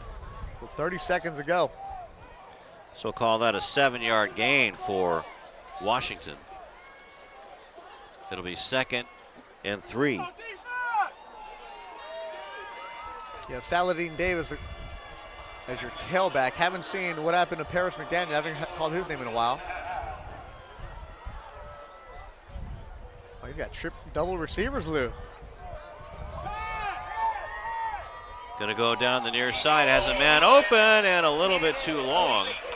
Good defense on the near sideline by Justin Augers. The intended receiver on that was Maya Kahawai. Here you see he was open and he just stopped right in front of him, number 31, Justin Augers. Able to distract him just enough where he slowed down his route. 24.2 seconds to go, Lou, in the first half. Well, let's see, Maya definitely had the size on him. He probably should have taken advantage of that, but instead it's 3rd down and 3. Well, it's 2-down territory here. Ball is handed off, and the Cardinal defense looked like they were inside. They were getting ready to take the handoff from Washington. Beto. 15 seconds to go.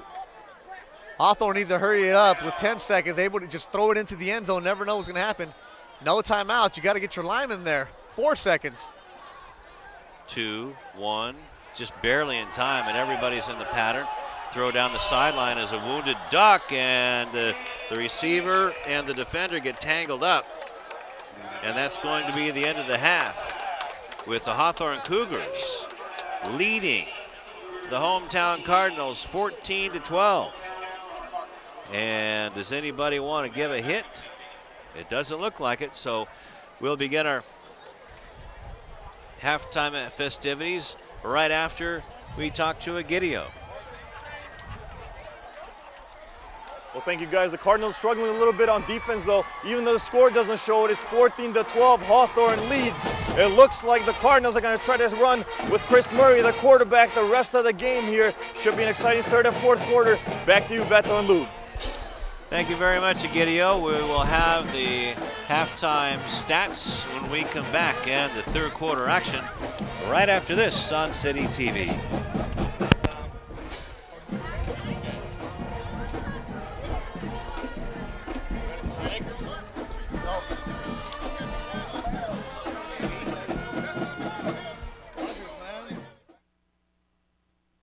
Hi, I'm Donnell Beverly from the University of Connecticut, home of the 2011 National Championship Yukon Huskies basketball team, and you're losing your Olympians.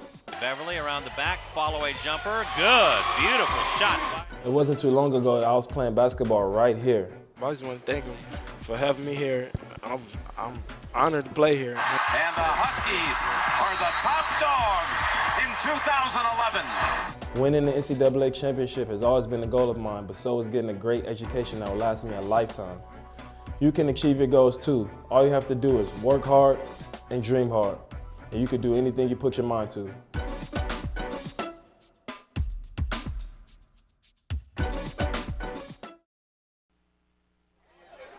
Just before the start of the third quarter, along with Beto Duran, Gideon DeLeu, and Sebastian Spencer, I'm Lou Stowers, and the terrific City TV crew. And this is the kickoff for the 2013 season, and what a game we've seen so far, Beto. A 14-12, not quite a shootout we thought it was going to be there for a while. And it's just been a good old-fashioned high school football game. Yeah, two teams that know each other very well because of the demographics, the fact that the schools are separated by a couple blocks, and you playing for some city pride. You're going to see these guys at the mall. You want to let them know the rest of the year exactly how you beat them and how you hit them and all that other good stuff. But you're right, it started off pretty good. Hawthorne had a 14-6 lead after the first quarter, and then Lawndale able to get a touchdown in right before the half. And we've seen two very nice quarterbacks, Lou. Chris Murray for Lawndale and P.J. Washington for Hawthorne. I expect to see a little bit more from both of these guys where they're using their legs. You see how big they are, see how athletic they are. They have the strong arms, but I think this might be something where the coach is just going to open up the offense a little bit more and let them get going. And the scoring drives, we'll get to that in just a moment when we go down to the sidelines. And Sebastian Spencer getting ready. Hey, thanks a lot, guys. I talked to one of the assistant coaches for Hawthorne, and number 25, Paris McDaniel, suffered a neck stinger in that first half. In the locker room, they were putting on a lot of heat and compression on that neck. And for Jerome as well, number 2, he suffered a cramp in that first half as well. Pretty much the main guy for the Hawthorne Cougars in the first half, racking up about 80 yards in reception total. So let's see if those guys can get better. They're supposed to be coming back in the game. We'll see when time tells. Back to you guys. Thank you very much, Sebastian. And the scoring drives started off in the first quarter. Davion Ward with a 19-yard run, and the PAT was no good to make it 6-0. Then the Cougars answered. McDaniel, his first touchdown pass to Martin, that was 30 yards. And then Martin again, check that, Washington to Martin, 19 yards this time. The PAT was good. And then just before the half ended, Murray with a 7-yard touchdown run, and this time it'll be the Cardinals kicking off or receiving the ball from the Cougars. So it'll be Hernandez getting ready to kick the ball off in the second half. And getting ready to receive the ball deep is Austin Manigo. And it goes into the end zone for a touchback. And then we heard from Sebastian, a good hit there, that number 25, Paris McDaniel, suffered a neck stinger. So if he's not able to get back into the game for Hawthorne, that's going to put some pressure on number 28, Saladin Davis. And we saw Paris McDaniel early on in the game was carrying the bulk of the load for Hawthorne, and we wondered what exactly happened to him, and then we find out. So interesting to see if he'll be able to come back into this game. Yeah, he had the workload all right, but the defense of the Cardinals was so good that he had 11 carries for only 12 yards. Ball is handed off, speaking of the running play, and that's Shaw back in the ball game, and he gets some good positive yardage up beyond the 25-yard line, close to the 28-yard line. So we're going to call it a 7-yard gain officially. So it'll be 2nd down and 3. Yeah, DeAndre Shaw been the workhorse for the Lawndale Cardinals tonight. A nice-looking running back, a senior.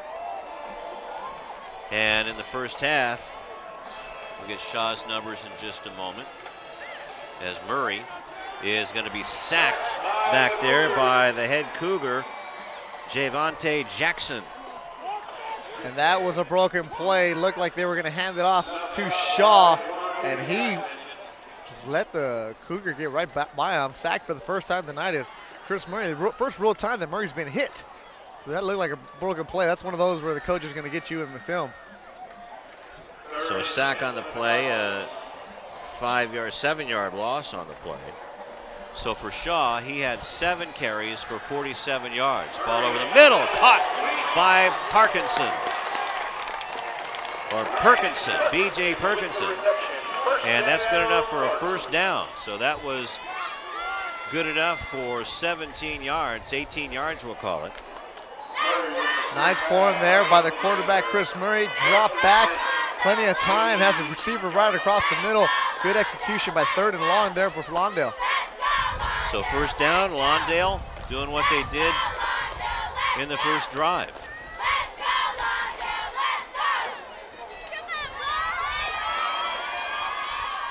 Out of the shotgun, trips to the right side, Shaw on the delay, and he falls forward past the 40-yard line to about the 42. We'll call it the 43-yard line, where it'll be 2nd down and 7. And that's one of the things that Lawndale is doing pretty well tonight, moving the ball. Both teams, running game's nice, but the offensive line for Lawndale, you see him. So you got some big dudes down the offensive line, able to open up some holes for Shaw.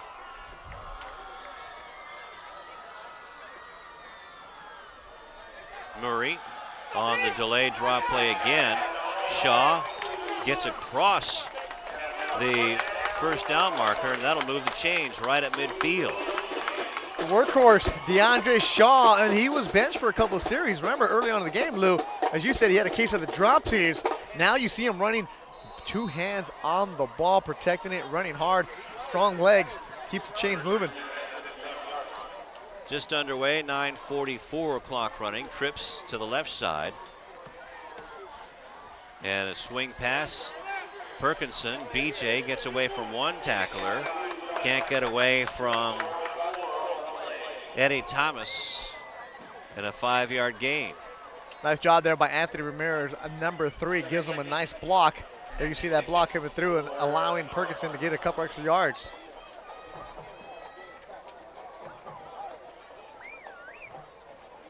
So 2nd catch in a row for BJ.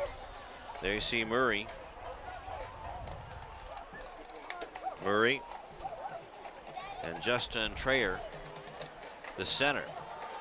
Shaw gets away from one tackler, but can't get away from 2 more Cougars, but you got to credit the defender, Marcus Edwards. And Javante Jackson also there at number 10. Meets him right there initially at the line of scrimmage. Call it a 2-yard gain. That was the 10th carry of the game for DeAndre Shaw. Trips to the right side this time, the far side for Murray. But he'll hand it off to Shaw again, and there is Marquise again. He's going to get near that first down line. He's going to be just short as both officials coming in. Fist up, 4th down. It's going to be 4th and short. You go for it here, right? Oh, absolutely. This is 4-down territory, a little bit more than the length of it. It's about a half a yard. Got a good, strong offensive line. Isaiah Lucas. Then you have your tackle, Winston Brown. 76, Justin Traylor. Number 77, Stephen Almada. See them all looking over to the sidelines. Then your center's number 51, Chris Guzman. Big dudes up front doing the job. Love those linemen. They love you, Lou. Yeah, they're the smartest guys on the team, too. Sound like a former lineman. Nope. No? Just look like one now. That's a delay of game. Oh, that's got to be brutal. Yep, especially on 4th and short, because now it changes the whole complexion of what you have to do. So instead of just busting it through for a half yard, now Shaw comes back in, and out of the ball game is the short yardage runner, Davion Ward. So now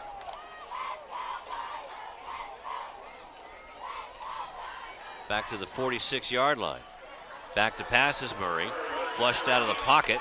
Throw downfield as a man open, but can't get the ball to Anthony Ramirez. So that's turned over on downs to the Cougars with an extra 5 yards to boot at the 45-yard line. That penalty was rough there. You're forced to throw. Had the receiver down the field as Murray getting away from some pressure. Throws, nice strong throw off the back foot.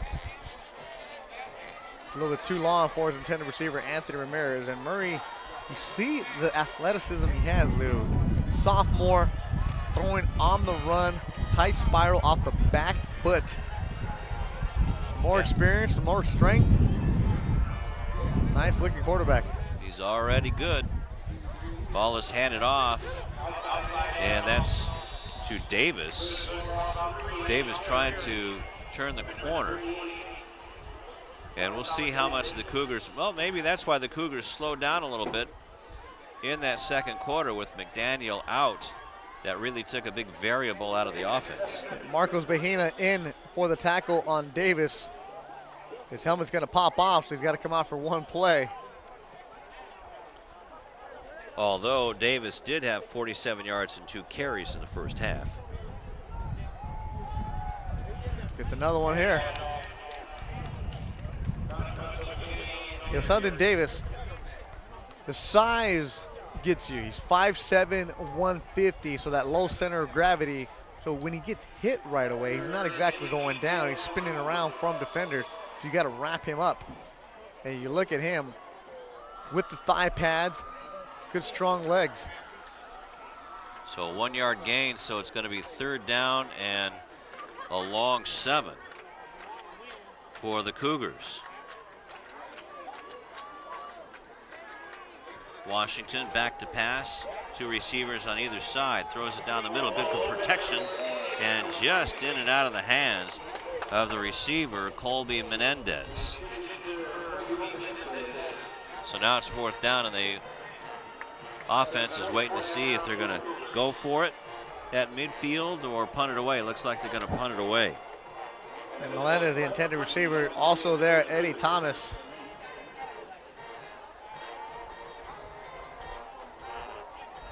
And nobody deep for, now he's starting to creep back, Austin Menigo.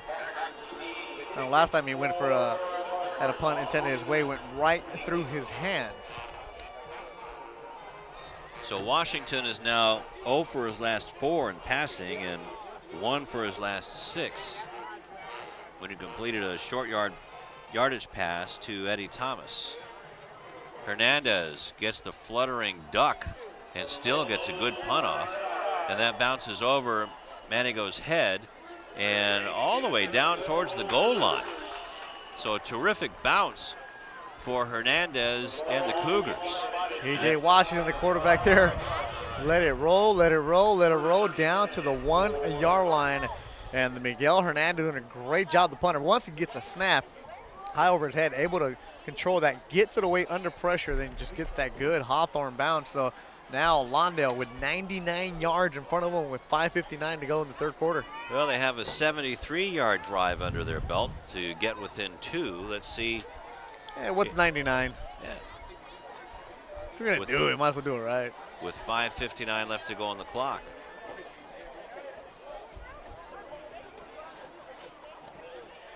Murray in the shotgun. He'll be in his own end zone with Shaw on his left. 2 receivers on either side of him. Throws it on the sideline where it's caught and still trying to run and getting loose for a few more yards is Anthony Ramirez. Anthony Ramirez hit initially, able to keep moving. That's what you want to teach a young player. Just keep the legs moving. Held on to the ball, able to get the couple extra yards. Here's him. Shakes off one, stays on his feet. Shakes off another. Keep going, keep going, keep going. Tough 4 yards, but they get you out of the end zone. Yeah, that's more like an 8-yard gain. And now the run up the middle And that's going to be close to a first down, Beto. And it is a first down, Lou, right there. Shaw, your man. You're going exclusive heavy run with DeAndre Shaw, the senior running back for the Lawndale Cardinals, number 5, standing right next to his quarterback, Chris Murray. Needed 2 yards, got 2 yards from Shaw on a first down. Pass on the far sideline and just out of the reach of B.J. Perkinson. So it'll be 2nd and 10.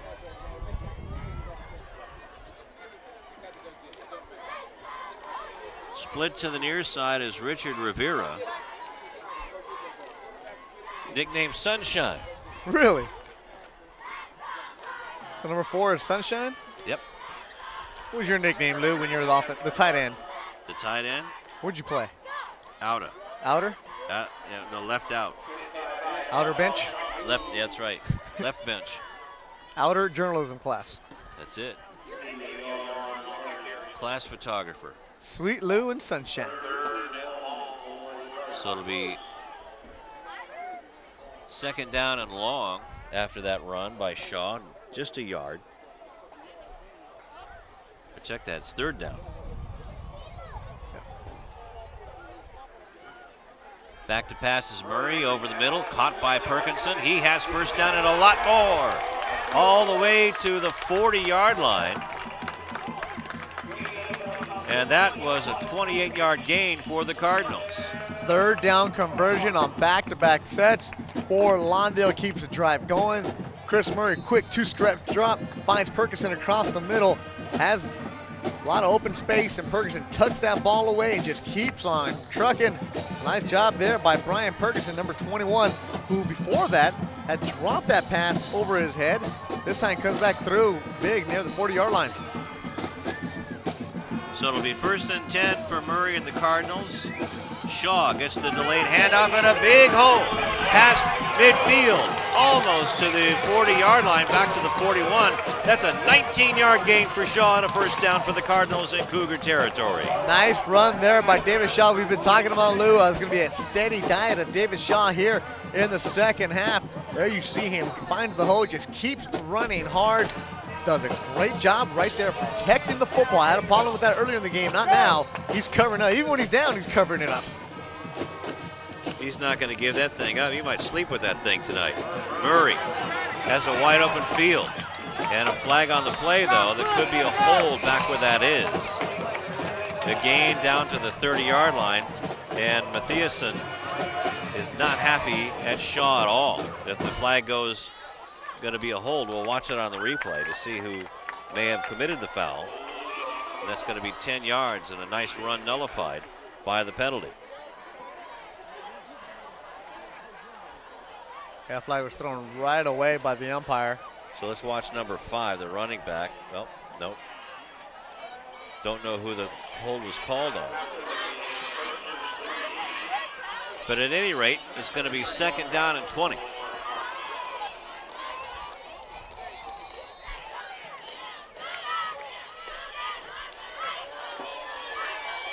Ball goes back to the 48-yard line of Lawndale.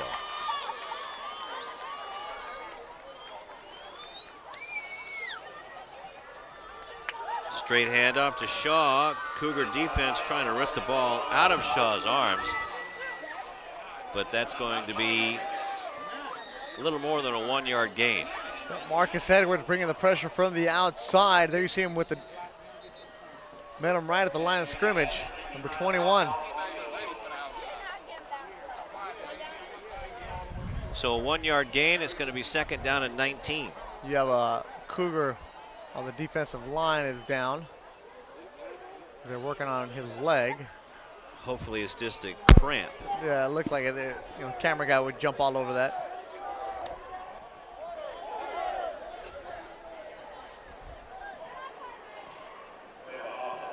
So let's go down to Egidio.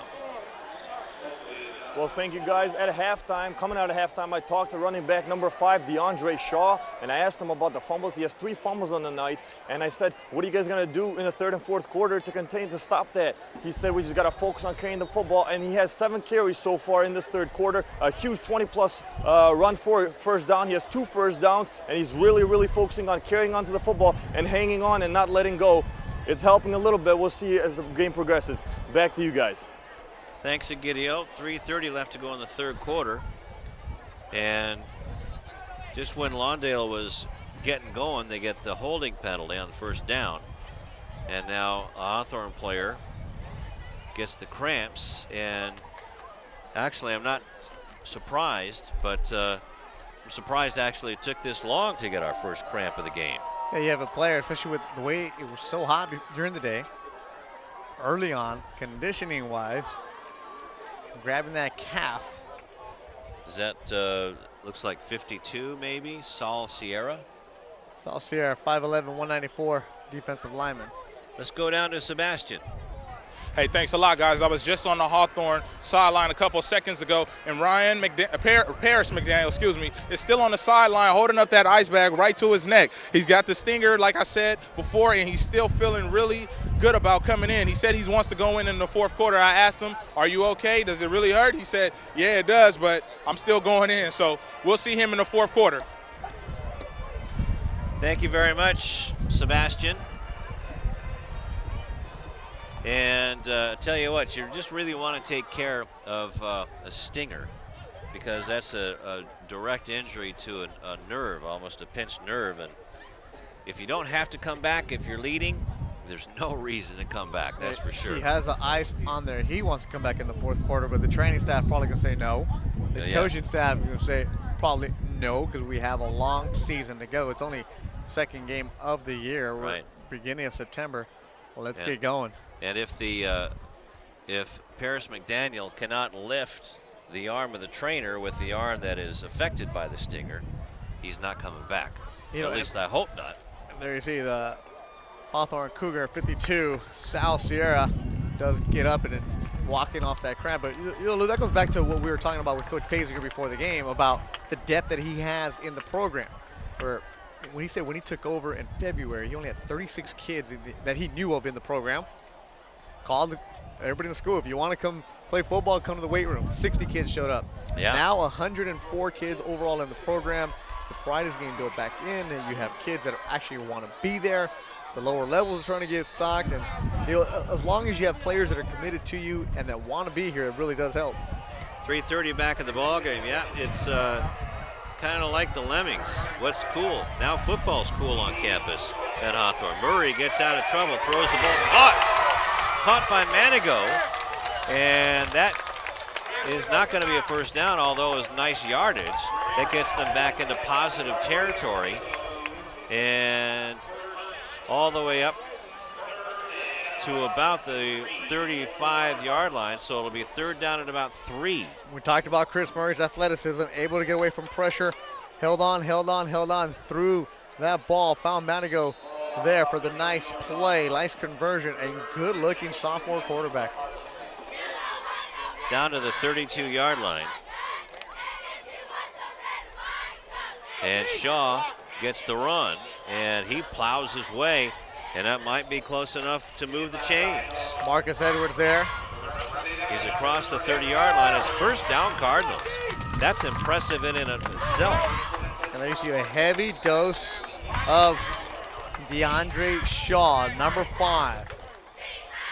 And that's the case where the coach benches you, gets on you, lets you know what you did wrong, and then he picks you back up, supports you, and he's feeding you the ball the entire 3rd quarter, and you're rewarding him by running hard.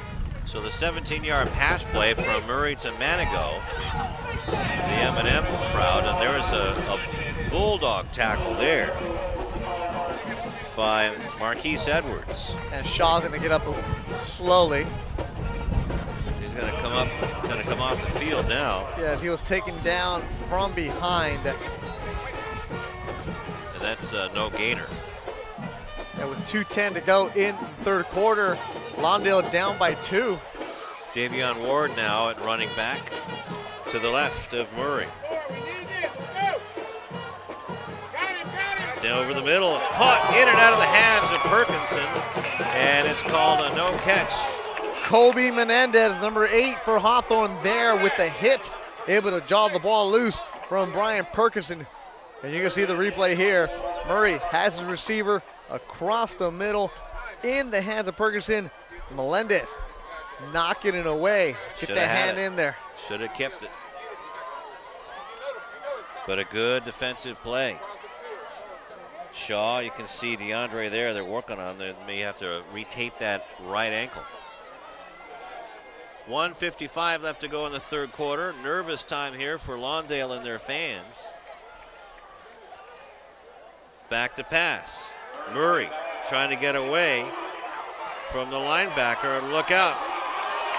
Murray on the run, throws down the sideline, just over the hands of a wide open Perkinson, who had nothing but green behind him.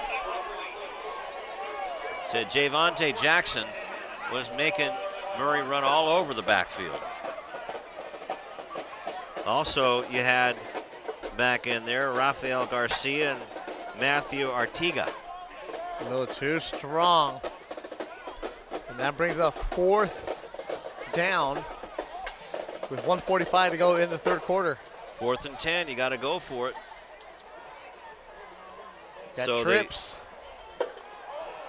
And now he trips over the ball and recovers his own fumble, and it'll be turned over on downs. So a loss on the play goes back to about the 34-yard line. And that is just frustration coming off the field right now. Chris Murray, the quarterback. His head coach just going to walk away, arms folded. You can't really say much right then and there. Much as you want to scream and yell, just falling out of the hands. Wasted opportunity. You had a lot of time killed off the clock. Looked like a good series, but turns over to Hawthorne. Washington hands it off to Ward, and good defense by Lawndale, pushing the Cougars back. Saladin Davis getting the majority of the load here for Hawthorne, since Paris McDaniel out with that neck stinger. Saladin Davis, number 28. So Lawndale's gonna run Ward. Hawthorne's gonna run Davis. We got 1:15 to go in the third quarter. So Davis still the running back, loses 3. It'll be 2nd down and 13. And a quarterback draw play. A good run by Washington to get back positive yardage. So he gets about 10 yards back, so it'll be 3rd down, 3, maybe 4 yards. And that's we might see some more of that though. PJ Washington, 6 foot, 160. Speed, can't teach that. Good tackle there by Terrell Williams, number 25 for Lawndale. So going to call that a 9-yard gain to the 41. The handoff to Davis. Davis trying to push and shove his way, and that is real close to the 1st down. Actually, that's beyond the 45-yard line. That's good enough for a 1st down. So that was all Davis there, pushing the pile. Davis moving the file, the 5'7" running back. Now he had a little help. Big old number 69 back there, Suliasi Baka. Give the credit to Suliaki.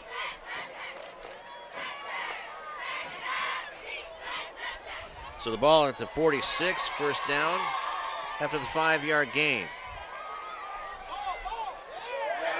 Big hit there. That'll be the last play of the third quarter, Lou. And that was a no-gainer. Actually, a loss on the play of a yard as we go to the 4th quarter. Let's go downstairs to Egidio. DeAndre Brown, he came out of the last series with an ankle injury. He seems to be okay. The trainers are working on. They're going to tape him up, icing him up. He will be back in the next. DeAndre Shaw, the running back. He will be back though in the next half of the series. He says he's going to play the rest of this game out. Back to you guys. Thanks, Egidio. And do we want to take a quick timeout, or are we going to keep it here?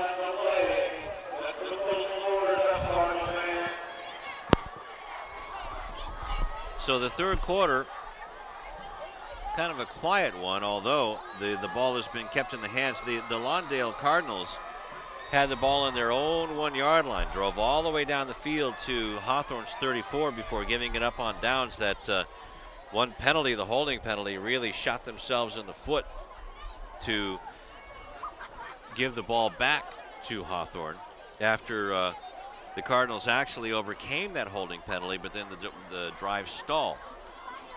So now Hawthorne are on their 6th play of this drive, as they're now going to be going from right to left across your dial.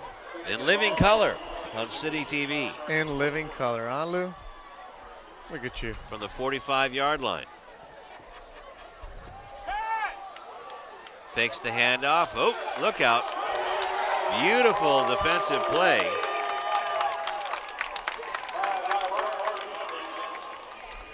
If that's 48, he's not on my roster. 48. Congratulate. Good looking football player. Oh, yeah. Good sack. And that's about a 10-yard loss, Beto. So it'll be 3rd down and third down and 20. It comes in, wraps him up, continues to hold on. And 48.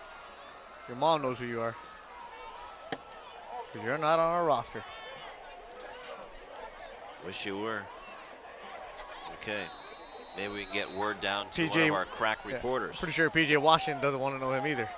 The timeout is being called by Hawthorne right now. And this is a game last year, Lou, where it was 13-12, the final score. This year, 14-12, two teams that are evenly matched up. And you look at the way that Hawthorne went to West Ranch. We talked about the struggles that they had up there. Just getting, run over by a team that had been together, as Coach Paisinger said, a team that most of the guys played Pop Warner, came up together. They know each other very well, so it's like they're playing a different game because they're on a different level, where Hawthorne's still trying to figure out exactly who's making the trip on the bus. Lawndale, same thing. They want to know where the bus is. Exactly, that too. Lawndale goes to Southeast, plays a team that's very tough, also a team that had camaraderie, had played in a championship game, had won a championship. So you have the Lawndale team building, and you see a Chris Murray, a sophomore, who last week got his feet wet. Now today, pretty sure Chris Murray looks different than he did against Southeast. I like the way that Chris Murray's come out and played quarterback for Lawndale, also with P.J. Washington for Hawthorne. Both teams on the rise. Washington looking to just complete a pass, and does, to Davis, but still a loss on Ryan the play. Alexander, of course. Forward progress right at the 30-yard line, so a loss on the play of 5 yards.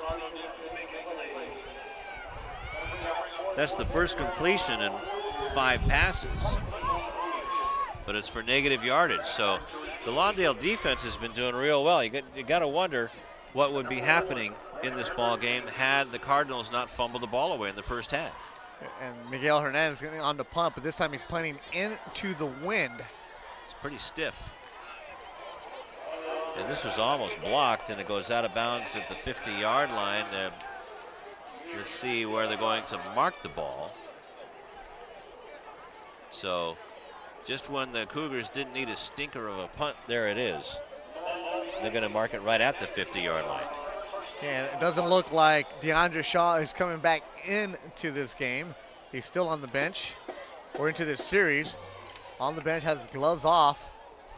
Coach looked over to him and asked him, are you ready to go? And he's still sitting on the bench. So if we can find out exactly what's going on with DeAndre Shaw, we'll let you know.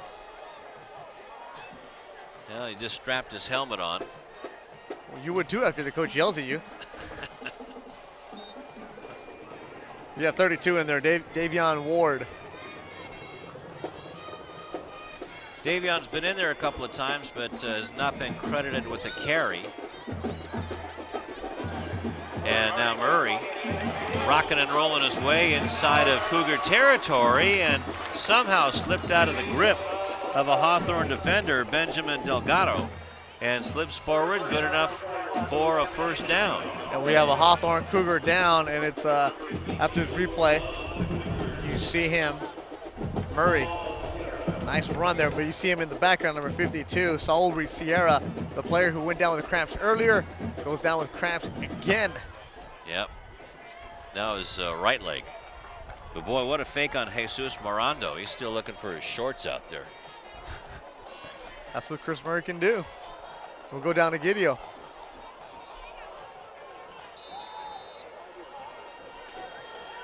Hi there, guys.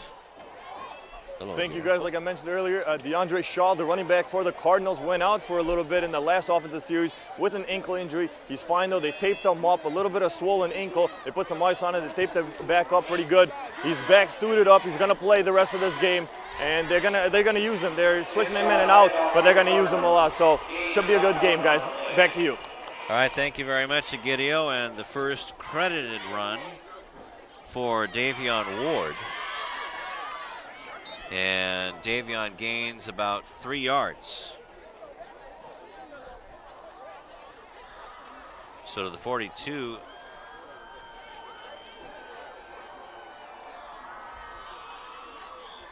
Check that. That's down inside the 40-yard line, so that's the 37-yard line. Murray back to pass, being chased on the run, has a man wide open. That's Perkinson, finally hooks up down to the 25-yard line. That'll be good for a first down and just under 25-yard gain. Ryan Perkinson able to get into the flat, wide open. A nice throw by Murray on the run. Perkinson gets you the first down. Able to get a couple extra yards there. Good job by Perkinson, realizing his quarterback was on the run, kept moving himself and get wide open. Check that, that's a 12-yard gain for Perkinson and Murray, but it is a first down nonetheless. With 9:01, 9 minutes left to go in the fourth quarter. Fake handoff and the drop play, and Murray is his own worst enemy on that one. That turf always gets you. Player turf, oh man. That gopher. Yeah, that gopher hole will get you. There you see him running. Makes that cut. It just drags the toe. Gatolio. Been hanging around you too long with these puns. 22-yard line, though. DeAndre Shaw checks back into the ballgame. 3-yard gain, trips to the right side. The ball was handed off to Shaw, and Shaw still on his feet and gets all the way down to about the 10-yard line. That'll be good enough for a Cardinal first down. DeAndre Shaw playing hurt. He's had a long night. Couple fumbles. Get yelled at by the coach. Get back in there. The workload. Taped up the right ankle. Continues to run hard. That was the 18th carry for Shaw. Okay. And he's getting beat up out there to boot. What's that old saying? Carry the ball. It's not that heavy. Shaw. Yes, the other guys that are on top here. And no gain there. That might have been a loss on the play, Betzo. We're going to call it a no gain. So it'll be second down and goal, they're calling it, from the 10-yard line. Sunshine. Sunshine. Waiting for you to drop that in there. To the right side. Also out there with him is Anthony Gray with the ball. It hit as he's thrown. And no good, but Murray was hit on the play by number 21, Marquise Edwards, and Edwards got the worst of it. Edwards got to go out. There you see him. Oh. That ball was dropped, but Edwards, number 21, limping back into the huddle. Trainers are checking him out there. They're going to just stop the game right now to make sure the trainers can get to Edwards. Gamer Marquise Edwards, huh? Just trying to get back into the huddle. Just got off the field. So a timeout is called by Hawthorne. You're tough, though. When you're running away from the trainers, like, no, I want to stay into the game. Can we see that replay once more? Do we have that? And coach is just telling him to stay down. Calm down, breathe. And Marquise Edwards was there to put the pressure on the quarterback, Chris Murray. Hit him. Perkinson again had it go in and out of his hands. And there you see him off the outside. Hits him. Oh, and there you see his back foot, his ankle landed on the foot of the quarterback, Murray. So just tweak that. Okay. And that's what they're checking out on the sideline. So hopefully they're checking the knee and the calf. Let's hope it's as simple as a cramp. moving it. The hinge is still working as the Lawndale line takes a knee. Stephen Almada, Justin Traylor, Isaiah Lucas, Winston Brown in the center, Chris Guzman. Now they're getting ready to go here. Murray back to pass, pumps, almost got sacked, and he'll have to do it on his own and gets hit just around the 5-yard line. But number 35, Benjamin Delgado, almost got the sack. He was right there. 35 coming in. Has him. Benjamin Delgado goes right through the hands. Murray showing that the quickness, able to get away from a couple of Cougars.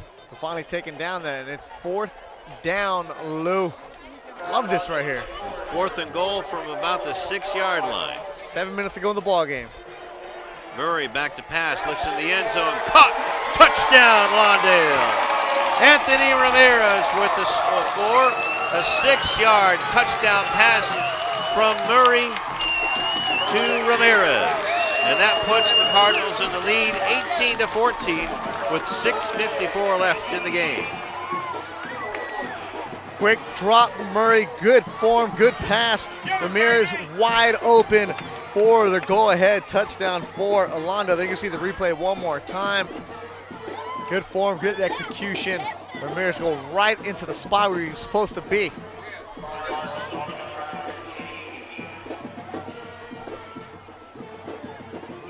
Yeah. Fitzgerald getting ready to tack on the extra point. High end over end, and that is through and true. 19-14's the score over the Hawthorne Cougars with 6:54 left to go.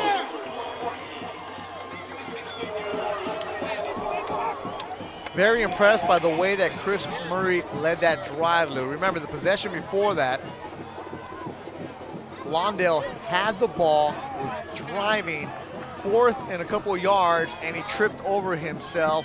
And instead of sulking or coming out having a bad possession, comes back out, gets the ball, and he marches the team down the field to take a 19-14 lead. Also running hard, DeAndre Shaw banged up with an ankle twist. Gets it taped back up, and let's see what Sebastian has down on the field.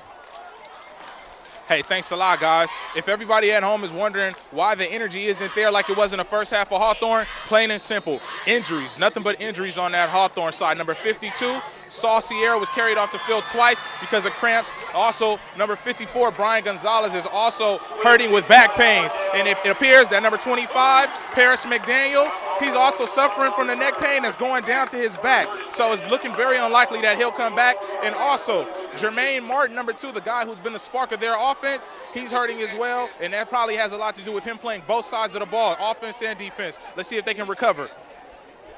Thank you very much, Sebastian. And that's not good news for Paris McDaniel.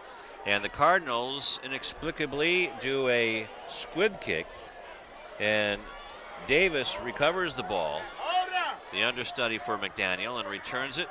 Good field position, great field position for the Cougars at their own 43-yard line. P.J. Washington, the senior, see what he has right now with 6:50 to go in the ballgame. Washington hands it off to Davis. Davis gets to the 45-yard line and is hit, but still gets another yard or two. So we'll call that a 3-yard gain for Davis, who all of a sudden has 9 carries on the game. Yeah, Davis is going to work and work and work for Hawthorne here the remainder of the game. So you're going to see a heavy dose of Saladin Davis, number 28, along with his quarterback, P.J. Washington. Those two, the 1-2 combo. Throws along the sideline, 2 receivers. It's caught just short of a first down. Actually, well, that's going to be close. The ball was caught by Jermaine Martin, remember, Washington's favorite target. Yeah, Jermaine Martin with 2 touchdown receptions tonight for Hawthorne. But he's been quiet since the first half. And we're in the second half. Hawthorne's really been running the balls. You haven't heard much from Jermaine Martin. And here you can see on the replay, Just gets to the outside. Good route runner, finds it, gets the slot, catch, gets out of bounds with 6:08 to go in the ball game. Just inside the 50-yard line at the 49-yard line, so a 5-yard gain. And quarterback keeper plows down to about the 45-yard line, so we'll call it a 4-yard gain. As Murray's staying down though, Lou, he was hit on that scrum. So let's watch. And here you see him. He's gonna get hit from behind. Just got flattened. Yeah, and he's standing up, but the trainers are gonna make him. So number 48 was one of the guys, our old friend, the mystery 48. Yeah, PG Barnes is saying he's fine, but he's gonna have to sit out at least one play because the game was stopped because of the injury. So checking in is gonna be number 16, Richard Rodriguez. And let's see if we can get Egidio in real quick. Well, thank you guys. I just talked to quarterback Chris Murray, who just led that beautiful offensive drive last play for 6, giving Lawndale the lead once again since the beginning of the game when they led 6-0, and I asked him, what do you guys have to do on offense to continue this momentum you guys have been gaining? He said, just play big on defense, and then when we're on offense, just continue pounding the ball and run this clock out, hopefully leave here with a W. Back to you guys. Thanks, Egidio. Yeah, so Pablo Bernal checks in as your quarterback now, Lou. And you have a tight end, Richard Rodriguez, checking in also. But look for the handoff here. Tight end on the left side, and Bernal does hand it off to Davis. Davis slicing and dicing his way across the 45-yard line. Maybe gets a yard. And Bernal's talking to his coach right now, as if we could find out exactly what's going on with P.J. Washington. He's on the sidelines getting checked out, and Bernal, coming in cold. He's been playing defense. But this is going to be where you have a steady dose of your running back, Saladin Davis, and as the injuries are starting to mount up for Hawthorne. Now, there goes Bernal. Bernal gets ahead of steam, left his feet, and that gave the Cardinal offense or defense a chance to catch up with him and tackled at about the 40-yard line. And he took a licking. Pablo Bernal took a licking. Gets back up the quarterback keeper and just gets smacked by number 7. That's Emmanuel Ayo. That's what happens when you leave your feet. Yeah. Washington looks like he's ready to come back in, just looking over the other side. And Hawthorne's going to take that timeout right now with 4:33 to go.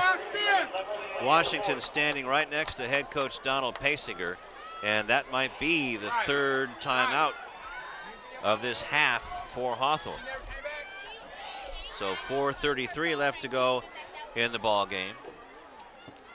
It'll be 3rd down and 5 from the 40. You see Pablo Bernal, give him a lot of credit, coming in game cold on the offensive side. Oh, well, he got lifted up by the defense. Yeah, number 9, Austin Benigo, and number 7, Emmanuel Ayo there. And, that's a WWE run. And Bernal, not to pick on him right now, but he's listed very generously at 5'7" and a half and 136 pounds. And Washington back in. So P.J. Washington, 3rd and 4. Good ball game here on the campus of Lawndale. The rivalry heating up at the Cardinal nest. Back to passes. Washington goes deep downfield and in and out of the hands. Great defense on the play by Christian Coleman. Pass was intended for Jermaine Martin, but Martin was really held up on the play and no flag on the play. Coleman doing a good job. And there you see it on the ground, picks it up, throws into, but he stopped running. Actually, that's number 6, looked like Eddie Thomas, the intended receiver. He stopped running, had to go up and get it. 4th down now. 4th and 5, or a long 4. Back to passes. Washington on the flat and completely misses. That's Martin that time. Completely missed him, and the Cougars turn it over on downs with 4:24 left to go in the ball game. Even if he does catch this, Lou, he's going to be still short of the 1st down. mean, that's a tough pass to make all the way across the field from one hash to the other. But now it's up to the Cougar defense to really stop it. 4:24 to go. And you know that Lawndale is just going to give a heavy dose of DeAndre Shaw. Keep the ball on the ground, stay inbounds, and move that clock. We'll call it the 49-yard line. They're checked at the 40-yard line as the ball is handed off to Shaw. You think Shaw's going to get some work now? That's all Shaw's going to get. You're going to keep it moving. But Hawthorne, their defense needs to come in and try to strip the ball away. Shaw has put it on the ground a couple of times tonight. So he has to be cognizant of that, knowing that Hawthorne's going to come in and try to strip him. That's the 20th carry for DeAndre Shaw. We'll have to get a new column for him. This is a keeper. Draw play the other way on the misdirection, runs into his own man. It's good enough for a first down into Cougar territory inside the 40-yard line. 1st and 10 for the Cougars with 3:46 left to go. And a 16-yard gain.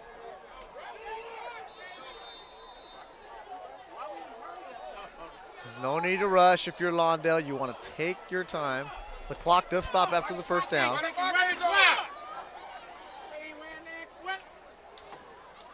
Shaw gets hit, and you can hear that, and a flag coming all the way from the backfield, defensive backfield. No gain, but let's see what the flag is. We had too many men on the field. Legal participation against Hawthorne. 12 on the field. Well, they're down by 5 points. So you put another player in? Sure. Okay. So 5 points, 5 yards. Why not? 3:42 to go. Point. Well, not in this rule book anyway. Down to the 35-yard line. So it'll be 1st down and 5 with 3:42 left. Full house backfield for the Cardinals. They don't want any fumbles getting behind Murray. Shaw gets the handoff, picking his way, has a nice hole right up the middle. And that's going to be a 1st down for the Cardinals down to the 29-yard line. 6 yards on the carry for Shaw. And another 1st down. That's the 6th 1st down for DeAndre Shaw. And right now, if you're Lawndale, you want to take it down as long as possible. Hike that ball with 1 or 2 seconds to go. Ball is handed off, this time to BJ Perkinson. Sidesteps, and boy, he looks pretty when he's running the ball. Now if he can just hang on to it when he catches it. That's all you have to do. And another Cougar is down.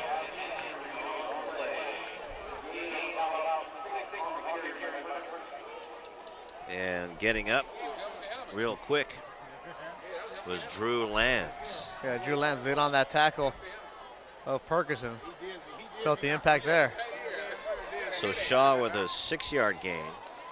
So down to the 24. Yeah, that was a big hit, big collision.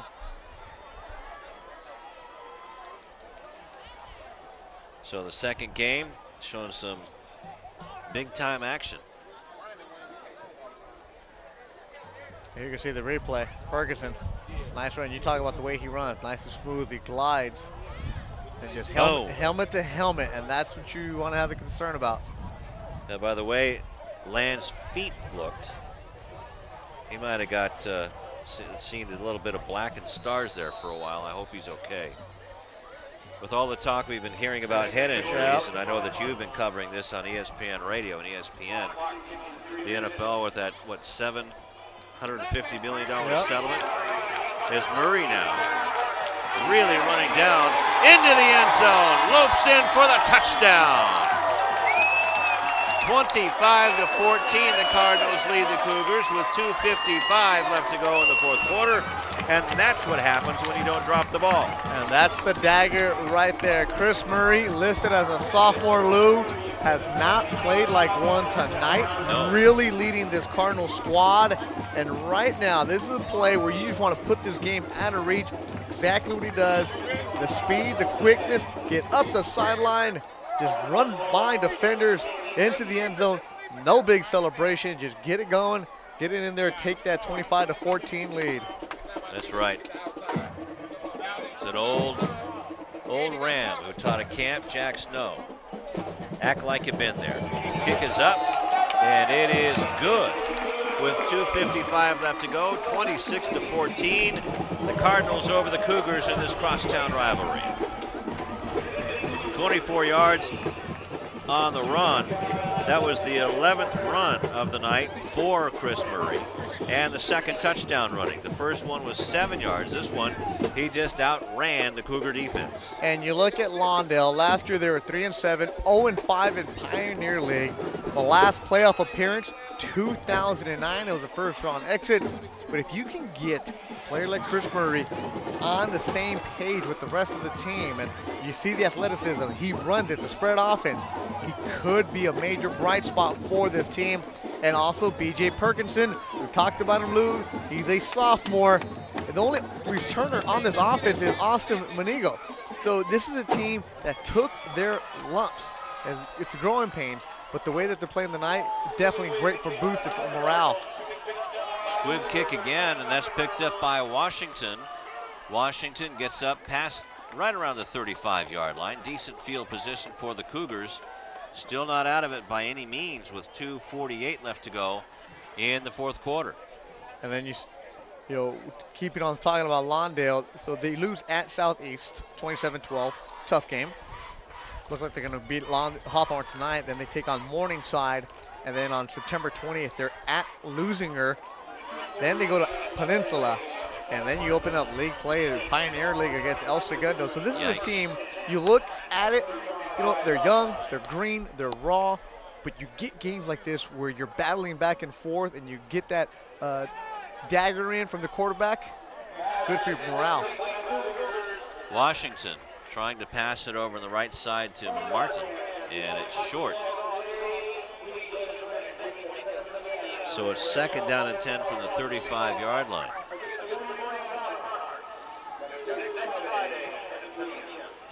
So no fumbles here in the second half by the Cardinals, and they've been rocking it. And again, a turnover, even though it was on downs, leads to a score. 60-yard drive. Taking advantage of it. 60-yard drive and 6 plays. A wobbly Joe Cap pass is caught by Martin, and we have a penalty flag on the play. And if it's pass interference, it'll be declined, I'm sure. What did you say? A wobbly what kind of pass? Joe Cap. Don't you remember Joe? Oh, no, no, you wouldn't I don't remember Joe Cap. You weren't alive when Joe Cap played for the Vikings. I'm pretty sure none of our viewers also, Lou. But I do know Joe Cap. All right, Joe Cap. The reason I know it, I know the name, right? But because Peyton Manning threw 7 touchdowns, and at the end he said, "Oh, I know Joe Cap." So that's why the name is relevant. So look Coach at you. Ben in the house from Lou Hawthorne. Stowers going Joe Cap. All right, what other like 1950 quarterbacks you have for us? That was 1969 Joe Cap. Okay, did so that, you right? dropped to Jack Snow. Can you get anybody Wait a in the minute, 2000s? where are we here? First and 10, we're at the 43-yard line. Yep, and Bernal the quarterback. And Bernal threw that pass. In and out of the hands of the receiver downfield.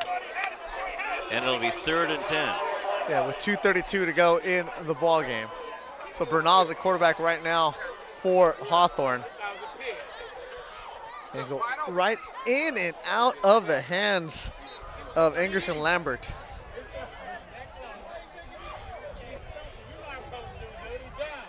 So 28-yard pass by Bernal.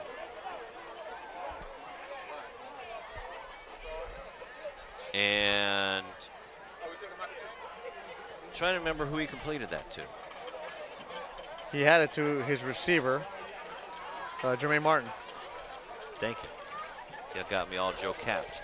Well, I'm trying to get you into the 90s, Lou. I'm trying to get myself into the 80s. As Davis is tackled by Torres.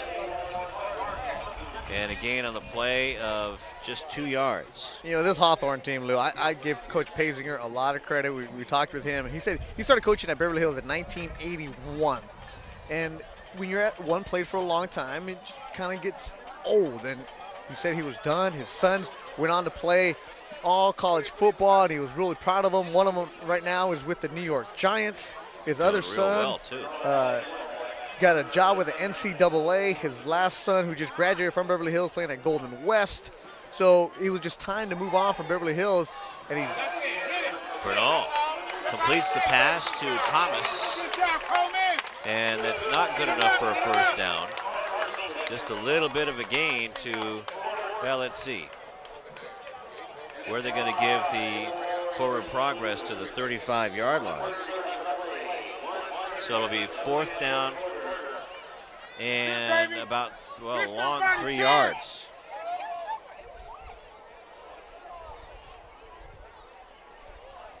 So 6 yards on the gain. Bernal back to pass, looks over the middle. Another wobbly pass, but it's caught by Thomas, and I believe the forward progress is going to be good enough for a first down, Beto. Yes, it is. And Bernal coming in, tough spot for Bernal. Quarterback goes down, comes in cold, and is told, hey, here you go. You're going to throw. They're going to throw blitzes at you. Get it going. So nice job there by Bernal, able to find a receiver. But we're talking about what Coach Pazinger was doing, Lou. He said he's excited to be here because he remembers playing against the Hawthorne teams in the 80s and 90s where you just knew you were going to go up for a long night. And he wants to bring that back to the Cougar program. Bernal going downfield, has a man open. It's caught inside the 15-yard line. Eddie Thomas coming down with it. 43 seconds to go from Bernal. And this is exactly what Pazinger was talking about and preaching, how this Cougar squad has bought into what he and the assistant coaches are telling them about fighting, about having heart, about having that desire. And you're down 2 touchdowns, you're still going to come out and you're going to play hard. And that's what they're doing right now with Bernal, the QB spot. Into the end zone. Is it caught? Yes, touchdown Cougars. Is that Thomas again? Number 8 coming down with it. Kobe Menendez. So a 12-yard touchdown pass from Bernard to Menendez. Let's watch this. That was the best pass of the night, and a good catch by Menendez to come back and get it against Perkinson in the end zone. Kobe Melendez. So it's a 6-point game with 35.3 left to go. Let's see if Hernandez can make it a 5-point game. If it's a 5-point game, they're still in it with an onside kick. You're going to have the onside kick. The ensuing kick is up, and it is good. Look at this. 35.3 left, and we got a nail-biter, Beto. Look, when you look across the field at that Hawthorne sideline, this is a team in the past, or not these players exactly, but a program in the past, once they were down, they were just going to fold up camp, and that's it. Just, that's right. You know, we're going to get on the bus early. We're just going to take our lunch and go on. Not anymore. Pazinger has changed the attitude. He has assistant coaches now that were part of the program. Alumni have come back to help out. And I think that has instilled some of the pride into the team. The fact that they go to the weight room every day at 6:30. He had some non-football activities during the summer where they had a beach day. They had days where they had to perform skits. It's about being positive, and he buys into one of the things that I know we all admire Coach Wooden about: you praise, you criticize, but then instead of criticizing, you praise some more. You pat them on the butt and you tell them something positive. That way you don't just chew players out all the time, as many football coaches do, or just any coach, where you want to have the player with some positive reinforcement, and you can see that. Bernal took some licks. What happens? Shirt's untucked and still comes in and leads you down the drive, and now Hawthorne with the onside kick attempt. Good hands people up front for the Cardinals. They have 2 rows of them. Let's see Hernandez onside kick, and it is automatically caught right into the breadbasket, right at the 50-yard line by Richard Rivera. Well, Sunshine comes up with the hands. That's it, with 34.9 seconds left to go.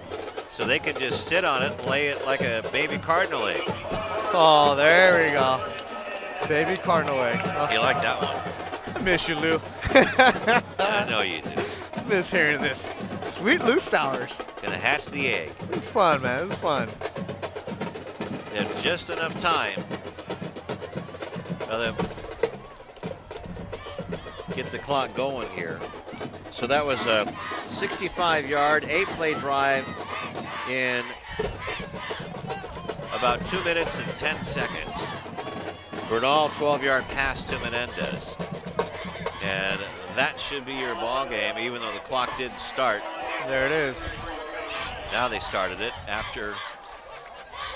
So that should be it. You shouldn't have to run another play. So Gravette says, why don't you do a redo? Fred And this will Gravette, do the it. referee, with 15 seconds left to go in the ball game.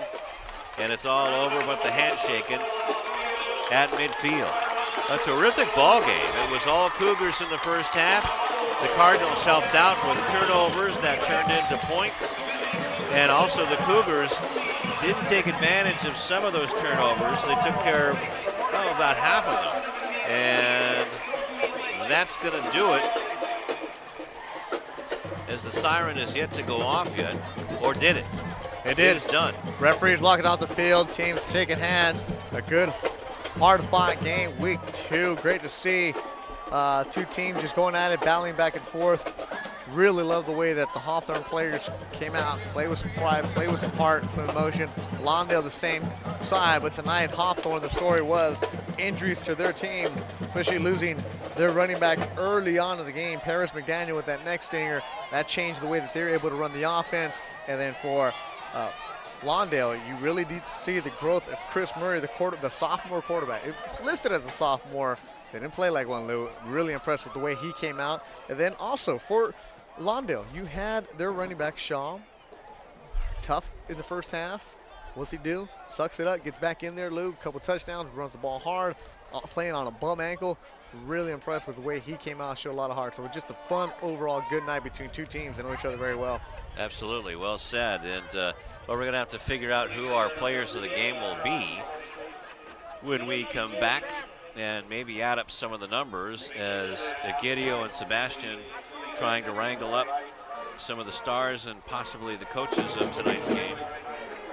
But it was definitely the Cardinals getting off the mat. They were down 14-12 coming into the second half. Come in and score 14 more on a couple of touchdowns as Bernal came in to relieve Washington. Let's hope that he didn't get injured.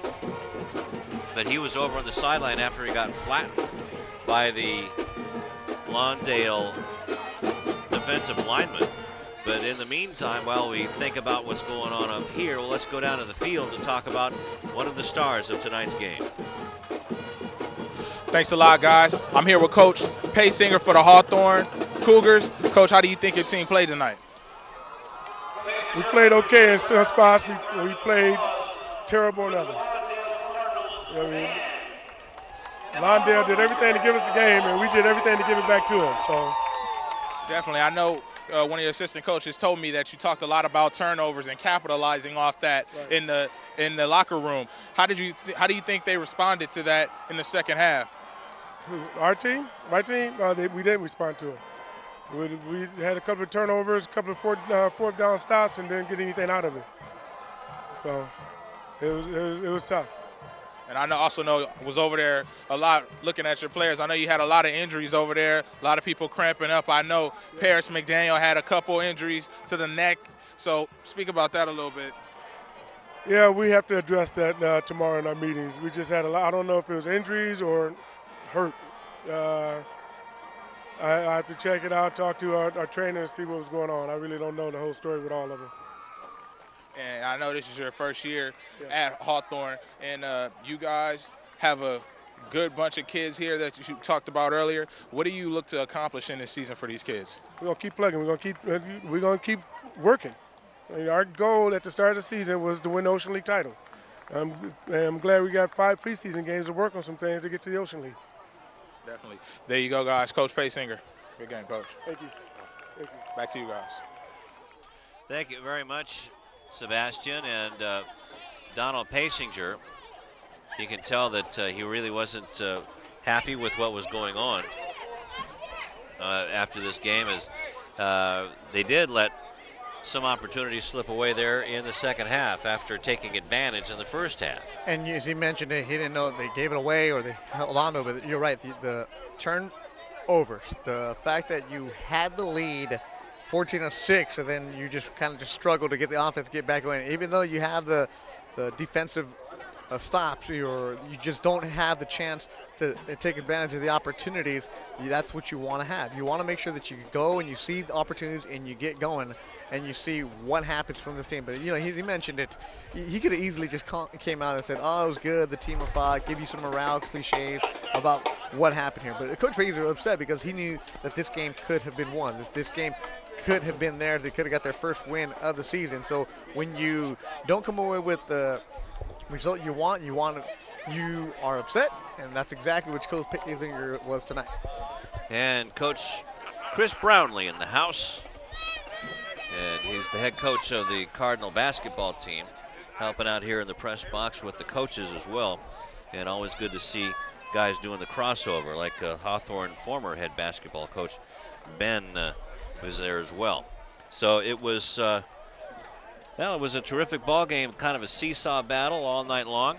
And good to see everybody get in some good playing time, even though the cramping took hold a little bit, but you're going to see that in these early games. You're going to see some of that early on in the season. You're also going to see some players that are going to get more run than other ones, and you saw the depth that you had tonight from Hawthorne. You had a player like Bernal come in for the quarterback, P.J. Washington, who went down late in the game, and Bernal get you that touchdown. And you also had a player like Shaw for Lawndale, who went down with that injury, and also he had a case of the drops early on, and you had other players like Davis coming in for him and helping him out. So this is early on in the season, the second game of the year, where you have an opportunity to see exactly what your team is made of and see how much depth you have.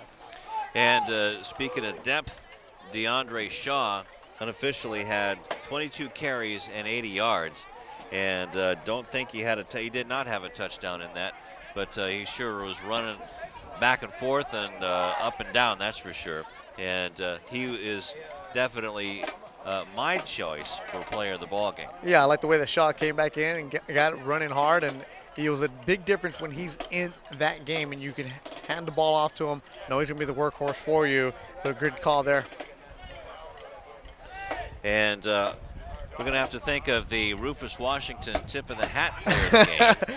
I got one for Hawthorne. you. Okay. Oh, we got Hawthorne? I thought we were going Lawndale, No, tip of the hat. Got to do, because we've got both of our guys here tonight, Hawthorne and Lawndale. So Hawthorne has to be our tip of the hat player of the game. The tip of the hat player of the game. That's right. For Lawndale. You know For what? Hawthorne. For Hawthorne. Tip of the hat. You know, there's a couple players that stood out for Hawthorne, but I'm going to have to go with Saladin Davis, number 28. Came in, he's the backup to the running back, and he came in the second half and just carried the load, knowing that he wasn't going to come in as a starter, but just continue to run hard for you. So Saladin Davis, you get my tip of the hat, 5'7", 150-pound junior, did a good job coming in, filling in for Paris McDaniel, who went down with that neck stinger. And when you come in as the backup and you have a big workload, then you see the defensive line for Orlando that was really tough on you. You really want to take advantage of that. So Saladin Davis, good job stepping up for some big shoes. I cannot argue with that at all. So our tip of the hat is Saladin Davis, number 28. And our player of the game is number 5 for Lawndale, DeAndre Shaw. And let's go downstairs where we have another guest. Thank you, guys. I'm here with the Cardinals coach. Coach, first of all, congratulations, 26-21 win here over the Hawthorne Cougars. A big win for you guys tonight in your second game. Your thoughts on tonight's game? Ugly. It was an ugly, ugly football game. We're a much better team than the way we played the first 3 quarters. 5 fumbles, miscues on kickoff, miscues on PAT. They found a way to win it. The defense kept us in that ball game. 26-21 doesn't reflect how well the defense played tonight. They got put in some bad situations, but the only way I could describe this game is just an ugly win. I know a lot of mistakes there. Fortunately for you guys, you did end up with the W. Speaking of that defense, though, your leader on defense, your senior, Ryan Alexander, talk about him a little bit in his action tonight, his play tonight. You know, he's a super fast athlete. He plays at a high intensity, and sometimes it costs him to make a few mistakes here and there. but he played his butt off. The guys that really kept us in the game were David Tuivai at the end, and our 3 inside linebackers just flying to the ball. A few mistakes on defense, but that defense gets better and better every time they step on the field. And real quick, your quarterback, Chris Murray, only a sophomore, seems like a very smart player on and off the field. Just great for you guys tonight. Talk about him a little bit. A little too smart for his own good. You tell these kids to do one thing, and then they think about it and they overthink it. I tell the boy, run the ball. He's got great feet. He's a great athlete, and he wants to sit back there and make the big throw. And, right now the receivers are having issues not knowing what to do on their scramble routes, and they're leaving him out to dry. He should know just to run the ball. But when he does run the ball, you see the results out there. We go to our heavier package there towards the end, and he's the one that punches it in the end zone. Thank you, Coach. A lot of things to improve on. I think it's going to be a good season for you guys. Thanks a lot. Thank you. Thank you. Well, there you go, guys. Now we're going to wrap it up. Me and Sebastian Spencer. I'm going to bring in Sebastian Spencer here, another sideline sports reporter here at CityTV Sports. Sebastian, you covered the Hawthorne Cougars here tonight. What are some things that stuck out to you from today's game? I think Hawthorne Cougars have a lot to look forward to. Coach Paysinger made it clear that he wants to come in here and make an impact with these kids. Aiming for the Ocean League title. So that's big right there. And Hawthorne is a team that's not used to winning. So bringing that winning mentality in is going to be the best thing for those kids. And I think he's doing that. They have premier players. Pablo Bernal, he's a wide receiver, backup quarterback. He came in and has some pretty good sets in there as well. And also Jermaine, number 2, he's a really good player. I think he is somebody who's explosive. He catches almost everything you throw to him. Lou, you covered the game last year. They have always had explosive wideouts for the last 2 years. Isaiah Brain last year, and now this year Jermaine coming in. So it'll be interesting to see how the Hawthorne Cougars do on the downway. Yeah, I was at a training camp of the Hawthorne Cougars. I actually covered all 3 schools, but the Hawthorne Cougars, something that stuck out to me, the intensity and the positive attitude that was going around practice. I credit a lot of that to Coach Paysinger, and he also brought back a lot of former alumni on his coaching staff. Unfortunately for them, they're 0-2 on the young season, but I saw a lot of improvement from last week's game to this week's game. They put up 21 points. Last week they put up 0 points. Sebastian, also real quick on the Lawndale Cardinals, what stuck out to you about the Cardinals winning here tonight 26-21? Quarterback Chris, he was the number 1 option for them all night. I think he, like their coach just talked about, he's a brilliant athlete, and I think as long as the Cardinals look to him to lead that team, they're going to be fine. He has great feet, like Coach said, very athletic kid, and it seems like he can get the run whenever he wants to. The Cardinals, like Coach mentioned, a lot of mistakes here tonight, but they did end up with the win. Something they have to clean up and practice for the next game. Is going to be a tougher one. Should be a good one next Friday. We're going to cover it here at CityTV Sports. For Gabe DeLeo, Sebastian Spencer, back to you guys. All right, thank you very much, fellas. Great job as always, and very candid, Coach Mathiasen, telling us that even though they got the win, he's not happy either. Ugly, huh? Yeah, that was spoken like a true coach who has higher expectations for the team. And now you're going to see Lawndale will take on Morningside. Hawthorne goes to Blair. But 2 teams that can take away a lot from tonight. Yeah, it's not the result that you wanted for Hawthorne, but you learn from this. And for Lawndale, as Coach mentioned, that you had a lot of mistakes, but mistakes can be fixed. And when you mention your quarterback, who might be too smart for his own good, in Coach's own words, run the ball. We tell you to run the ball. That's you right. can see what happens when he gets those legs loose. So it should be a good thing, but it's a learning experience, and you move on and you move forward. And now Lawndale 1-1, Hawthorne 0-2. This is a kid who can't drive a car, but he's got the keys to the team, the Cardinal team, that's for sure. And the future, well, you got to say it's bright for Chris Murray and the Cardinals. Murray and Perkerson and Manigo, a lot of potential for those 2 teams, for that player right there. That's right. Also want to remind you that Willie Self may be back next week at running back. He's waiting on a knee brace to come in, and so that would be good news. He's a very powerful runner that the Cardinals missed, and they had a lot of injuries last year, so let's hope that their line holds up and they have some depth to compete in the Pioneer League, which is always tough. It's going to be tough, but you got to get through your non-league schedule and learn and see what you can get from your players as you continue to build. As September ends up in October, then hopefully some playoff time. All right, well, that's going to wrap it up here from Lawndale High School, along with the Gideon DeLeu and Sebastian Spencer and the terrific City TV crew. I'm Lou Stowers, and with Beto Duran, and we got to put a bow on this one and put it up in the rack. Oh my goodness. Come on now. You and your bow, man. Okay. Here's my tip of the hat to you, Lou. Rufus is going to be upset if you don't put Because the bow you on don't it. do what Rufus does. Rufus is another level, man. You don't do what Rufus does. No. I'm going to say goodbye. Bye, here. Rufus. I miss you. 26-21, the final here. Hawthorne loses to Lawndale. Until next time, so long.